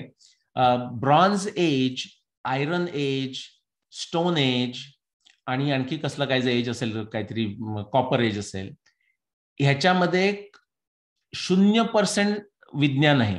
0%. ह्याच्यामध्ये विज्ञानच नाही. Bronze age, copper age, iron age ह्याच्यामध्ये काहीही विज्ञान नाही. हे एक फ्रेमवर्क केलेलं आहे आणि ते काही काळाकरता ते फ्रेमवर्क युजफुल पण होतं. आता मी सांगतो, आता मी कोकणात वाढलेला माणूस आहे, 15 वर्ष मी कोकणात घालवली छोट्या गावामध्ये. त्या गावामध्ये मी सांगू शकतो की आमच्याकडे stone age, bronze age, copper age, iron age हे सगळे एकत्र नांदत होते मी जेव्हा पहिले 15 वर्ष होतो तेव्हा. ही खरी वस्तुस्थिती आहे. आता आयरन एजचा लोक खूप काहीतरी चित्रविचित्र करतात, म्हणून म्हटलं ना, श्रद्धा पाहिजे, सायंटिफिक अॅक्युमेंट पाहिजे, विज्ञान बुद्धी पाहिजे, आणि मी ती सायंटिफिक अॅक्युमेंट झालं, बॅकग्राऊंड नॉलेज पाहिजे. आयरन आपल्याला खूप मागे गेलं तर मिळत नाही बऱ्याच वेळा, ह्याचं कारण आयरन रस्ट होतं. वेरॅज कॉपरवर काय होतं, वर एक तुझा थर त्याचा निर्माण झाला कॉपर ऑक्साईडचा, तर ते प्रोटेक्ट होऊन राहतं. दगडही तसे स्टोन एज मधले प्रोटेक्ट राहतात. आणि आता आपल्या भारताचं तुम्ही जर घेतलं तर पहिल्यांदा ते म्हणाले भारतामध्ये फक्त आयरन 300 BC मध्ये होतं, नंतर मग 600 काहीतरी मिळालं, मग 600 BC, मग 800 BC, मग 1000 BC, मग 1500 BC, आता 2300 BC, आणखी काही दिवसांनी मिळालं की आणखी काही जाईल. त्याच्या मागचं जे लॉजिक वापरलं जातं ते पूर्णदृष्ट्या अशास्त्रीय असं आहे. त्यामुळे त्यांचा प्रश्न खूप सुंदर आहे की त्या विज्ञान त्याचा ह्याच्याशी काही संबंध आहे का? नो, ते विज्ञानच नाही, ते वैज्ञानिक तो भूमिकाच नाही, त्यामुळे त्याचा ह्याच्याशी संबंध असूच शकत नाही. तर हे जे मी आता दाखवलं हे वैज्ञानिक आहे. म्हणजे याच्याशी कोणताही आता वैज्ञानिक येऊन म्हणजे त्यांनी संघर्ष करावा असं मला वाटतं, क्रिटिक करावं. पण ते जे इथे मी विज्ञान जे अमेरिकेतले लोक जे भेटतो ते दे आर टोटली फॅसिनेटेड. म्हणजे अमेरिका किंवा वर्ल्ड वाईड वगैरे दे आर फॅसिनेटेड. ते जे ब्रॉन्झ एज वगैरे जे आहे ते युजफुल फ्रेमवर्क होतं, अजूनही ते युजफुल असू शकतं, पण त्यातल्या बऱ्याचशा कल्पना ह्या अत्यंत मागास आणि चुकीच्या आणि अशास्त्रीय अशा आहेत. Okay, interesting. पुढचा मी एक प्रश्न घेतो. सुवर्णाचा प्रश्न आहे, तुम्हाला महाभारताचा अभ्यास करण्यासाठी कसं काय क्लिक झालं? मी ओके, त्याचं रोहित तुला माहित असलेल्या मित्राचं मी मुद्दाम नाव घेत नाही, घेऊ शकतो, त्याचं सांगतो. पण आता तुला जर म्हणजे तुला माहित असणार अर्थात संदीप मुळे, त्यालाही आवडेल तो ऐकेल तेव्हा. तर संदीपची सीमानं त्याच्या पत्नीनं त्याला एकदा असं विचारलं, माझं मला वाटतं पहिलं पुस्तक झाल्यावर, त्यांनी ते काहीतरी गप्पा मारत बसले होते त्यांच्या घरी न्यूजर्सीला. त्याने सीमा, दोघांनाही मी ओळखतो अर्थात, तर ते सीमा म्हणाली की अरे संदीप, हे काय ना, म्हणजे निलेशला असं हे केमिकल इंजिनिअरिंग तिकडे जी मध्ये करतोय, हे असं कसं काय त्याला असं झालं असेल की हे महाभारतावर संशोधन करावं? संदीपनं टिपिकल पार्लिटिक स्टाईलमध्ये त्याचं उत्तर दिलं. तो म्हणाला खाज. ओके, हे खरं त्याचं तसं म्हटलं तर उत्तर आहे की का आपण करतो, बऱ्याच गोष्टी आपण का करतो हे आपल्यालाही कळत नाही. पण एक जेनेरिक सांगायचं म्हणजे खरोखर उत्तर म्हणून सांगायचं की लहानपणी वाटताना असं मला सगळ्यांनाच आपल्याला क्युरिओसिटी असते, आणि जनरल लोक उत्तर देताना असं देतात की अरे आपल्या वेदामध्ये सगळंच आहे, हा एक एक्स्ट्रीम व्ह्यू असतो, आणि दुसरं काहीच नाही असा एक दुसरा व्ह्यू असतो. आणि मी म्हटलं की ह्याच्यामध्ये काहीतरी truth could be the middle path, बुद्धाचा मिडल पाथ सारखा. तर आपण बघूया, चेक करूया. ते करताना मला भगवद्गीतेची आवड निर्माण झाली. मग मी कॅनडात असताना भगवद्गीता महाभारतात कुठे दिसते म्हणून बघायला गेलो, आणि तो भीष्म पर्व काढून जेव्हा वाचायला लागलो, ते भगवद्गीता कुठे आहे मला मिळायच्या आधीच हे मला रेफरन्स मिळाला, त्याच्यामध्येही अरुंधती होती. दॅट फॅसिनेटेड मी. आणि मला तेवढं थोडंसं नॉलेज होतं ॲस्ट्रॉनॉमीचं की सप्तर्षी कसे, अरुंधती, वसिष्ठ. तर मी म्हटलं की हे असं व्यास कशाला लिहिल. आणि मग मी तिथे एक प्रोफेसर मुर्डेश्वर म्हणून होते मॅथमॅटिक्सचे, त्यांना म्हटलं काका तुम्ही हे असं वाचलंय का? इनफॅक्ट ते असे उभे राहिले त्यांच्या घराच्या लायब्ररीमध्ये, आणि त्यांनी मला वर्तकांचं स्वयंभू पुस्तक काढून दिलं, आणि तिथून तो पुढचा जर्नी सुरू झाला. धन्यवाद. सुवर्णाने इकडे आता ऑन केला होता video. Yes I see here. या मी एक पुढचा प्रश्न घेतो. अद्वय म्हणून आहेत, त्यांचा आहे, देर is a common critic that your work is not peer reviewed and the evidences are cherry picked from text. Correct. How do you address that critique? Very good. So 2 point की माझं वर्क peer reviewed नाहीये आणि evidence is a cherry picked आहे. त्यातलं जे शेवटचं जे आहे, म्हणजे दुसरा पार्ट आहे जो एव्हिडन्स हा चेरी पिक्ड आहे, हा अत्यंत मराठीत सांगायचं म्हणजे धादांत खोटा आरोप येतो. जी वस्तुस्थिती आहे ती बरोबर त्याच्या उलटी आहे.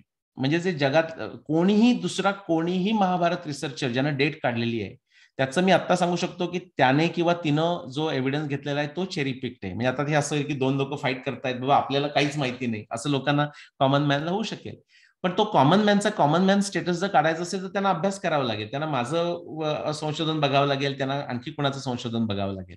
आणि जो पहिला जो मुद्दा आहे की तो पियर रिव्ह्यूड नाही, तो म्हणजे तो I will accept that as a charge, म्हणजे गिल्टी ऍज चार्ज. पण त्याच्या पुढची कॉमेंट माझी अशी आहे, आणि हे काहीतरी स्वतःचं हे करायचं म्हणून नाही, पण मी I feel very confident about it की महाभारताच्या डेटिंगच्या ह्याच्यामध्ये ज्या कारणाकरता त्यांनी दुसरं कारण आता सांगितलं की चेरी पिक्ड एव्हिडन्स, माझं असं असर्शन आहे, असर्शन म्हणजे assertion is always back by evidence, a claim is back by evidence, की कोणीही इतर महाभारत रिसर्चर ह्याने पूर्ण एव्हिडन्स घेतलेला नाही, सगळ्यांनी चेरी पिक केलेला आहे. एकच एक्सेप्शन आहे जो आज तुमच्या समोर आहे की ज्याने कोणताही चेरी पिक न करता घेतलेला आहे.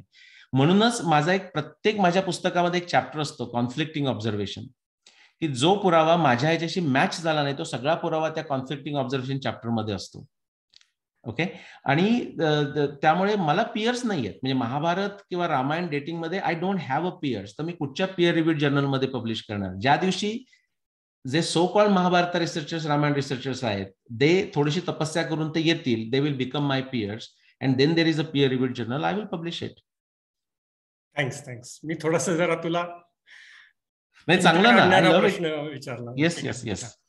तो आणखी 1-2-3 प्रश्न आहेत, आपण जाऊया त्याच्याकडे. प्रिया म्हैसाळकरांचा प्रश्न आहे, what events led to this rise in water levels? You have any idea? Okay, again हा थोडा खूप चांगला प्रश्न आहे, तो थोडा एक्सपेन्सिव्ह होईल. तो एक पूर्ण ओशनोग्राफीचा विषय आहे, तो ओशनोग्राफी आणि बराच विषय आहे, म्हणजे आईस एजेस वगैरे वगैरे वगैरे खूप मोठा आहे. आणि फक्त एवढंच सांगतो की तो जो विषय आहे त्याच्यामधून सुद्धा भारतीय इतिहासाकरता अनेक गोष्टी निष्पन्न होतात, अनेक म्हणजे अनेकच, की म्हणजे त्याला लिमिट नाहीये. म्हणजे तो आमचा रिसर्च जो चालू आहे, फॉर एक्झाम्पल असं एक तुम्हाला म्हणजे पिल्लू सोडतो आपण तसं सांगतो की त्या रिसर्च मधून सुद्धा निर्माण झालेलं असं आहे की आर्यभट्टीयातले जे रेफरन्स आहेत, आर्यभट्टी हा जो सिद्धांत ग्रंथ आहे astronomy, it takes us back to more than 20,000 years. आता आपण समजतो आर्यभट्टिया म्हणजे 500-1500 वर्षापूर्वी लिहिलेला ग्रंथ, तसं नसून तेव्हा तो अपडेट केलेला असेल. पण त्या आर्यभट्टियामधले जे काही रेफरन्सेस आहेत, बोथ सेलेस्टियल म्हणजे आकाशातले पण आणि टेरेस्ट्रियल पण, that takes you back to 20,000 years. म्हणजे बऱ्याच लोकांना माहित असेल की अमेरिकेमध्ये ग्लेशियर्स होती, सगळी America covered with glaciers, Ohio पर्यंत वगैरे, पूर्ण हडसन बे मध्ये होतं. खूप मोठा विषय होईल तो. मी तुम्हाला एक पुस्तक सांगतो, ज्यांना खूप क्युरिओसिटी असेल त्यांना वाचण्याकरता. चार्ल्स हॅपगुड हे जर नाव तुम्ही ऐकलं असेल तर ते हिस्ट्री शिकवायचे MIT मध्ये, MIT म्हणजे बॉस्टन, आणि स्वतः ते ओरिजिनल रिसर्चर्स होते. त्यांचं पीरी रिस मॅप्स, एन्शियंट सीफेरर्स असं एक पुस्तक आहे. दुसरं पॅथ ऑफ द पोल असं पुस्तक आहे. हे पुस्तकं तुम्ही मुद्दाम वाचा, त्यात तुम्हाला हे असं मेल्टिंग का झालं, ओशन लेवल्स का वाढल्या, आणि आता जे मी तुम्हाला दाखवलं ते जर तुम्ही पेपर बघितले तर तुम्हाला कळेल. तो फार मोठा विषय आहे, म्हणजे तो विषय सुद्धा 5 दिवस चालू शकतो. आशिषनी प्रश्न विचारलाय, similar to researching about timeline, is there a way to research if these stories were real? How are your researching to prove that this is not a myth? Okay, फार सुंदर प्रश्न आहे आशिष. माझ्याकडे स्लाइड्स आहेत, पण आता म्हणजे आता तर रेडी नाहीत माझ्याकडे. मी बऱ्याच वेळा ते वापरतो माझ्या लेक्चर्समध्ये. मी पहिल्यांदा अशा 5-6 पर्सनॅलिटी दाखवतो, त्यात तुमची मी तुम्हाला नावं सांगतो, आणि त्यात मी शिवाजी महाराज पण दाखवतो. ओके, पण पहिल्यांदा मी दाखवतो युक्लिड, उदाहरणार्थ युक्लिड दाखवतो, सॉक्रेटिस दाखवतो, जीसस क्राइस्ट दाखवतो, अलेक्झांडर द ग्रेट दाखवतो, आणि शिवाजी महाराज पण दाखवतो. आणि मी म्हणतो की आता ह्यांच्या बाबतीमध्ये हे खरोखर असे होऊन गेले याचा पुरावा काय?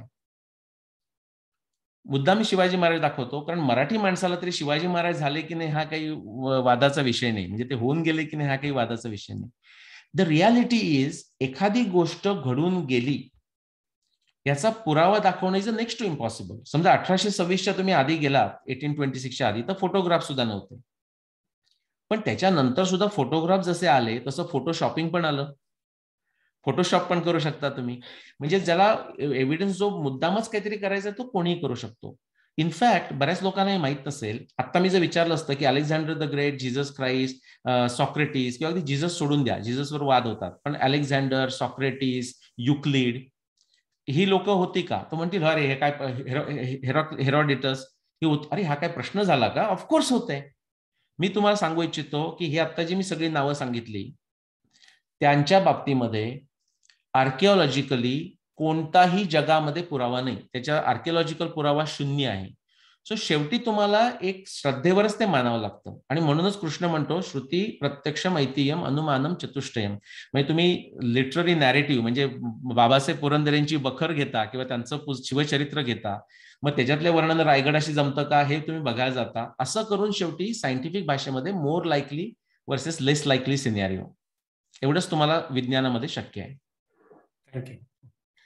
स्नेहलताई केळकरांचा एक प्रश्न आहे.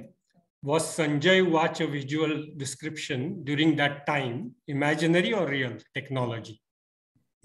हा फार सुंदर प्रश्न आहे. त्याचं मी असं सांगेन की मुद्दाम तुम्ही त्याच्याकरता महाभारत वाचा, जसं जयद्रथाचं झालं आता. आणि हे आत्ताच आज झालेलं नाही, म्हणजे एक तुम्हाला मी सांगू शकतो, मी 10 वर्ष बडबड करतोय, असा कोणताच प्रश्न नाही की जो मी आधी ऐकलेला नाही.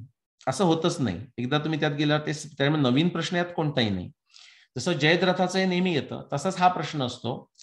जर तुम्ही ऍक्च्युअल वाचायला लागला तर तुमच्या लक्षात येईल की येस, काहीतरी होतं, व्यासाने काहीतरी संजयला आशीर्वाद दिला, पण त्याच्यानंतर प्रवचनकार किंवा आपण आपल्या काहीतरी कथा वाचत गेलो, लोकांचं वेगळी इंटरप्रिटेशन, याच्यामधून जे आपल्याला वाटतं की असं व्यासाने संजयच्या बाबतीत म्हटलंय, दूरदर्शन सारखं टीव्ही सारखं वगैरे असं दिलंय, एका रूम मध्ये बस, समोर टीव्ही ठेवलाय, लहान मुलांसमोर आपण ठेवतो त्यांना डिस्ट्रॅक्ट करायला, आणि तो संजय बघतोय, अशी अजिबात परिस्थिती नाही. संजय हा रिपोर्टर सारखा, म्हणजे वॉर रिपोर्टर असतात तसा तो युद्धाच्या भूमीवर जात असे. ऑलमोस्ट तो सेमाय पार्टिसिपेट सुद्धा कधी कधी करत असे. म्हणजे एकदा पांडवांनी त्याला पकडलंय आणि व्यासाने मध्यस्थी करून त्याला सोडवलंय संजयाला. इनफॅक्ट जो भगवद्गीता सुद्धा आपल्याकडे येते, ती सुद्धा संजय धृतराष्ट्राला केव्हा सांगतोय? युद्धाच्या 10व्या दिवसानंतर सांगतोय. इनफॅक्ट म्हणून आपण मार्गशीर्ष शुक्ल एकादशीला गीता जयंती साजरी करतो, पण कृष्णाने जी अर्जुनाला सांगितली ती कार्तिक अमावस्येला सांगितलेली आहे, 10 दिवस आधी सांगितलेली आहे, 10-11 दिवस आधी सांगितलेली आहे.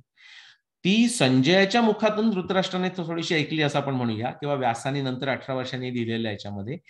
तो व्यास जेव्हा भीष्माचार्य 10व्या दिवशी पडतात तेव्हा तो भीष्म पडले असं करत तो कुरुक्षेत्रावरनं धृतराष्ट्राकडे हस्तिनापूरला येतो आणि तो सगळी स्टोरी सांगायला लागतो. आणि त्यावेळी तुम्ही जर टेन्स बघितलात, धर्मक्षेत्रे कुरुक्षेत्रे समवेता युत्सवा मामका पांडवा शेव किंवा कुर्वत संजय, ज्यांना संस्कृत येत असेल अगदी, तो पास्ट टेन्स आहे. तेव्हा असं जेव्हा झालं तेव्हा काय झालं ते मला सांग, असं धृतराष्ट्र म्हणतोय. आणि मग तो त्याच्या आधीची युद्धाची परिस्थिती, नंतर 10 दिवस काय झालं हे सांगितल्यानंतर, म्हणजे सॉरी, त्या कॉन्टेक्स्टमध्ये तो भगवद्गीता सांगतोय. सो संजय हा प्रत्यक्ष जात होता तिथे युद्धभूमीवर, शेवटपर्यंत जात होता. थँक्स. एक 2 प्रश्न घेतो आता. आपल्याकडे एक 5 मिनिटं आहेत आता शेवटची. एक प्रश्न, 2 प्रश्न आहेत ऍक्च्युली. तो मेल फिमेल इम्बॅलन्सवरचे प्रश्न आहेत. एक मृणाल मोडकांचा आहे आणि एक ओंकार बापटांचा आहे. मी ते दोन्ही वाचतो पटकन, तुला म्हणजे त्यातनं काय सांगता येईल. About male female imbalance, as you mention, does the migration of women टूक place out of Indian continent in search of male partners, हा एक प्रश्न आहे. आणि दुसरा इंटरेस्टिंग असा प्रश्न आहे की is male female imbalance in India the reason why common mindset is birth of मुलगा इज कन्सिडर्ड सुपिरियर ओर मुलगी. अगेन हे असे 2 प्रश्न होते म्हणून मी वाचले ते. नाही, गुड. दोन्ही प्रश्न चांगले आहेत. मग परत सेकंड प्रश्न मी तुला परत वाचायला लावेन पहिल्याचं उत्तर दिल्यावर. तर असं होतं का की म्हणजे स्त्रिया पुरुषांनी म्हणजे कुठे पार्टनरच्या शोधात बाहेर गेल्या का? हे कसं आहे माहिती आहे का, हे म्हणजे असूही शकेल, हे स्पेक्युलेशन आहे. I have no comment on that. Generally असं एकटे जातील असं मला वाटत नाही. पण हे कसं आहे माहितीये का, इथे थोडंसं कन्फ्युजन आहे. म्हणजे त्याच्याकरता थोडं जेनेटिक्स बॅकग्राऊंड माहित पाहिजे. येस, इट इज ट्रू की पुरुषांचं 4 मिलियन पुरुष मारले गेले, त्यामुळे ती जेनेटिक व्हेरिएशन त्याचं कमी झालं. पण त्यावेळी जर तुम्ही लक्षात घेतलं, त्यावेळी काय नाही ना, आता सुद्धा काय, आता इस्लाम वर्ल्डमध्ये तर आहेच की एक पुरुषही अनेक स्त्रियांशी लग्न करतो. इनफॅक्ट हा सुद्धा सोशल फॅक्टर आहे. म्हणजे आता आपल्या द्रौपदीची उलटी स्टोरी सुद्धा माहिती आहे आपल्याला. तर बऱ्याच वेळा हा सोशल फॅक्टर आहे. म्हणजे अजून सुद्धा काही लोकांना तुम्हाला माहिती आहे की नाही माहित नाही, पण in a rare cases in UP थोडंसं द्रौपदी सारखं चालतं फॉर अ डिफरंट रिझन. म्हणजे सोशो काय म्हणू, इकॉनॉमिकल रिझन करता की the few brothers may have a one wife. हे आश्चर्य वाटेल ज्यांना माहित नसेल त्यांना, पण that is actually happens. So these are some practical consideration. पण हे सगळं युद्ध व्हायच्या आधी सुद्धा त्यावेळेचे पुरुष अनेक, कृष्णाची होती आपण असं म्हणतो, कृष्णाच्या 8 राण्या, that was not a big deal. त्यामुळे त्यांना जायची गरज नव्हती. दुसरं असं आहे की हा जो जेनेटिक रेशो जो आहे तो येस ते खूप लोक गेले हे खरं आहे, पण this is not directly about the population actually. This is more about the genetic diversity on the X chromosomal, mitochondrial chromosomal मध्ये टेक्निकल जावं लागेल. आणि दुसरा मेल हा is a Y chromosome haplogroups व्हरायटीची आपण गोष्ट करतोय. We are not exactly talking of population, although it is due to population change. आणि दुसरा प्रश्न काय होता क्विकली? की हा इम्बॅलन्स हा रिझन आहे का, की आपल्या इकडे कॉमन माइंडसेट असा असतो की बर्थ ऑफ मुलगा इज कन्सिडर्ड सुपिरियर ओर मुलगी. हा हे सांगू का, हे ऍक्च्युअली हा जो कॉमन माइंडसेट आहे हा म्हणजे आधी नव्हता असं नाही म्हणत मी, पण हा आणखी जर दृढ झाला असेल तर बेसिकली हा कॉलोनियल टाइम्सचा आहे. कारण ज्यांनी मुद्दाम स्टडी करावा, आपण बरेच लोक स्टडी करत नाही. मुलगा हवा आणि मुलगी नको, इट इज अ इंडियात असेलच, ते काय नाकारायची गरज नाही, पण it was more so in a Europe that time than here. आणि तो आपल्यावर तर हे खूप इम्बॅलन्स झाला. जसं कास्ट हा शब्दच युरोपियन आहे, तसं आहे ते. निलेश, एक मी शेवटचा प्रश्न विचारतो. तो विशाल पेंढारकरांचा होता, मी मगाशी तो स्किप केला होता, पण त्यांनी एक विचारलं होतं, are you trying to date Ramayana also similarly? Thank you. I am not trying, I have. Okay, 12,209 BCE जे मी तुम्हाला दाखवलं पहिल्या स्लाइडमध्ये, ते राम रावण युद्धाचं वर्ष आहे. रामाचं जन्मवर्ष हे 12,240 BCE. रामाचा जन्मदिवस हा 29 नोव्हेंबर 12,240 BCE. रामानं रावणाला मारलं ते 6 जानेवारी 12,208 BCE. म्हणजे this is all done. That is the historic Rama as a पुस्तक. Wow, thanks. आशिष, एक मिनिट. आपण Ashish, can you come online? Please unmute, please. You are on the mute, Ashish. हा खूप कॉमन डायलॉग आहे सध्याचा, यू आर ऑन म्यूट. मला फार फारच अगदी मला विशाल पण आलेला आहे. खूप नॉलेज तर आहेच ह्याच्यामध्ये मिळणार. माझा एक प्रश्न राहिला, तो रोहितने घेतला नाही, तो मी आता विचारतो. कौरव खरंच 100 होते का? हा, आता असं आहे, we have to go with a narration. म्हणजे कसं की महाभारतामध्ये म्हटलेलं आहे कौरव 100 होते, त्यांची नावही दिलेली आहेत. आता त्याच्या विरुद्ध ते 100 नव्हते असं आपल्याकडे पुरावा नाही, म्हणजे लिटररी पुरावा तरी आपल्याकडे नाही. आणि मग त्याने भीमाने ते कसे मारले, या दिवशी 11 मारले, या दिवशी 15 मारले, अशी सगळी वर्णन आहे. सो जोपर्यंत त्याच्या उलटा पुरावा येत नाही तोपर्यंत आपल्याला काही रिझन नाही, किंवा आपल्याला जरी इच्छा असली तरी आपल्याला दाखवायला काही नाही. आणि एक क्विक पॉइंट त्याच्यावर सांगतो की जसं पांडवांचा जन्म जसा वैशिष्ट्यपूर्ण आहे, तसा कौरवांचा जन्मही वैशिष्ट्यपूर्ण आहे. म्हणजे तो गांधारीचा गर्भ 100 ह्याच्यामध्ये ठेवला असं म्हणतो. पण महाभारतामध्ये अनेकच जन्म असे वैशिष्ट्यपूर्ण आहेत. म्हणजे द्रोणाचार्यांचा जन्म द्रोण अशा अर्थानं टेस्ट ट्यूब बेबी सारखा झालेला आहे. स्वतः द्रौपदी आणि दृष्टद्युम्न यांचे जन्म असे यज्ञातून निर्माण झालेत. म्हणजे नक्की काय हे आपल्याला माहिती नाही. आता द टेक्नॉलॉजी इज लॉस्ट और we just don't understand it. असे अनेक जन्म वैचित्र्यपूर्ण झालेले आहेत. इनफॅक्ट त्या टेस्ट ट्यूब बेबी असं आपण आज बोलू शकतो, कारण आता आपलं मॉडर्न सायन्सनं टेस्ट ट्यूब बेबी सारखं केलंय म्हणून काहीतरी कंपॅरिझन, उपमान करायला आपल्याकडे आहे. त्याच्या आधी आपण ते रिजेक्टच केलं असतं. साधं पुष्पक विमान घेऊया, 200 वर्षापूर्वी जर डिस्कस केलं असतं तर काय गाढव लोक आहेत असंच म्हटलं असतं. आज आता विमान असल्यामुळे आपण म्हणू शकतो की अच्छा, असं त्यांना काहीतरी म्हणायचं होतं. सो येस, आय मीन जो पुरावा आपल्याकडे जो आहे, लिटररी पुरावा आणि जे डिस्क्रिप्शन, त्याप्रमाणे 100 होते. मला एक प्रश्न दिसतोय, केतकी पुजारींनी विचारलाय. 100 कौरव आणि कर्ण यांचा birth, that makes us think was medical science more advanced then? In vitro test tube babies must be present at that time. असा काही एव्हिडन्स आहे का?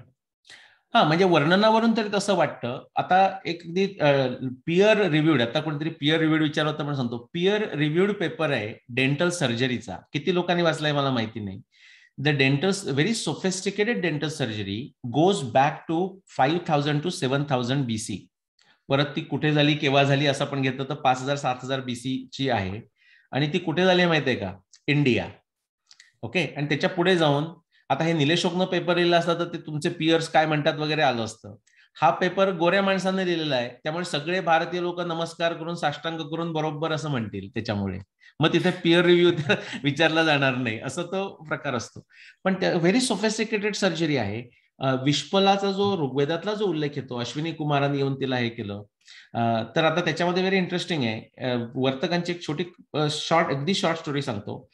तर विश्पला राणीचा युद्धामध्ये पाय गेला आणि अश्विनी कुमारांनी येऊन तो पाय फिक्स केला आणि पुढच्या दिवशी किंवा लगेच शॉर्ट डेज मध्ये ती रेडी टू फाईट अगेन. त्याच्यावर एका माणसानं डॉक्टर वर्तकांना विचारताना असं जरा एक प्रश्न विचारायचा म्हणून, आणि ते चांगले प्रश्न असे विचारलेच पाहिजेत. ते म्हणाले की डॉक्टर, मला वाटतं विश्पला ही राणी नव्हती तर तो घोडा होता, म्हणजे घोडी होती. ओके, मग त्याच्यावर वर्तकाने म्हटलं की ठीक आहे, ते राणी का घोडे आपण जरा सोडून देऊया, पण तुम्ही घोडा मानायला तयार आहात का? कारण जर तुम्ही घोडा जर मानलं तर असं सांगता येतं की मॉडर्न सायन्समध्ये, आपल्या मॉडर्न मेडिसिनमध्ये ह्युमन बिंगचे पाय फिक्स करता येतात. अजूनही they are not that successful. It's getting better. की घोड्यांचे जर पाय झाले तर घोड्याला मारावं लागतं, त्याचा पाय फिक्स करता येत नाही. तुम्ही जर विश्पला ही घोडी असं मानायला तयार असाल तर तुम्हाला हे मानावं लागेल की ऋग्वेद काळामध्ये एवढं सोफिस्टिकेटेड होतं की घोड्याचा पाय पण ते फिक्स करू शकत होते की जे आज करत नाही. मग तो माणूस म्हणला नको नको डॉक्टर, मग ती विश्पला राणीच राहू दे, घोडा नको. ही थोडीशी आपली मनोवृत्ती दाखवणारी सुद्धा एक अशी चांगली कथा आहे म्हणून मी मुद्दाम सांगितली. Thanks. It's very interesting. Ashish, आपल्याला मला वाटतं I think we are really running out of time now, right? We are running out of time.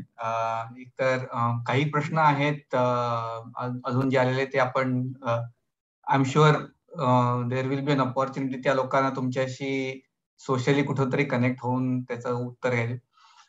खूप इंटरेस्टिंग टॉपिक होता. सगळ्यात पहिल्यांदा रोहित, तुझं पण आभार की तू सजेस्ट केलंस आणि निलेशशी ओळख करून दिलीस. आणि सगळ्यात मुख्य म्हणजे तुम्ही पहाटे 5 वाजता उठून, मी उठलो आहे आता आपण 5:30ला तयार करूया. It is really something, we really appreciate तुम्ही ही ऑपॉर्च्युनिटी सकाळी उठून आमच्यासाठी केली. आणि आपण जेव्हा चर्चा इनिशियल चालू आली ना निलेश, मला एक आठवतं, मी विचारलं होतं तुमच्याशी की सो व्हॉट, हे सगळं डिस्कशन आहे आणि सो व्हॉट, मी बाकीच्या सगळ्यांना पण याच्यासाठी ऐकवतोय की हे द सो व्हॉट इज की ह्याच्यातनं there is science in it, आणि ह्याच्यातनं आपल्या पुढच्या पिढींना पण हे जपलं पाहिजे आणि त्यांना ऍक्च्युली जास्त चांगल्यापणे त्यांना त्याच्यातनं शिकता आलं पाहिजे. So therefore it is necessary for us to discuss this much more आणि ब्रिंग इट टू. सो तुमचे लेक्चर तर खूप छान आहेत. काही मी आता एक बघितला, जो माझा एक चांगला मित्र डॉक्टर मनीष पांडे बरोबर तुम्ही एक सिरीज पण केलेली दिसते. मनीष पंडित बरोबर ना? हो. Which is also interesting to learn. आणि ह्याच्यातनं सगळ्या अशा चांगल्या नॉलेज बेस आपण वाढवतोय आणि आपल्या पुढच्या पिढीपर्यंत ते पोहोचवतोय. So thank you so much. प्राच्यमच्या 10 तुमच्या त्या सिरीज आहेत त्या बघायला आम्ही खूप उत्सुक आहोत. So anyway, whenever you are ready with them, please let us know how we can watch them. आणि सगळ्यांच्या वतीने तुम्हाला थँक्यू आणि ऑल द बेस्ट. मी एक क्विक कॉमेंट करतो की माझ्या बरोबरच अटलांटामध्ये रोहितचा मुलगा अमोल हा पण 5 वाजता उठलेला आहे. तो पण जॉईन झालेला आहे इथे, पण ही हॅज ऑल्सो जॉईन. तो म्हणाला मी उठणार आहे 5 वाजता, आणि तो उठतोच लवकर, पण त्यानेही जॉईन केलेलं आहे माझ्यासारखंच. या, धन्यवाद सगळ्यांना. धन्यवाद. Thank you for joining, listening. Thanks Nilesh.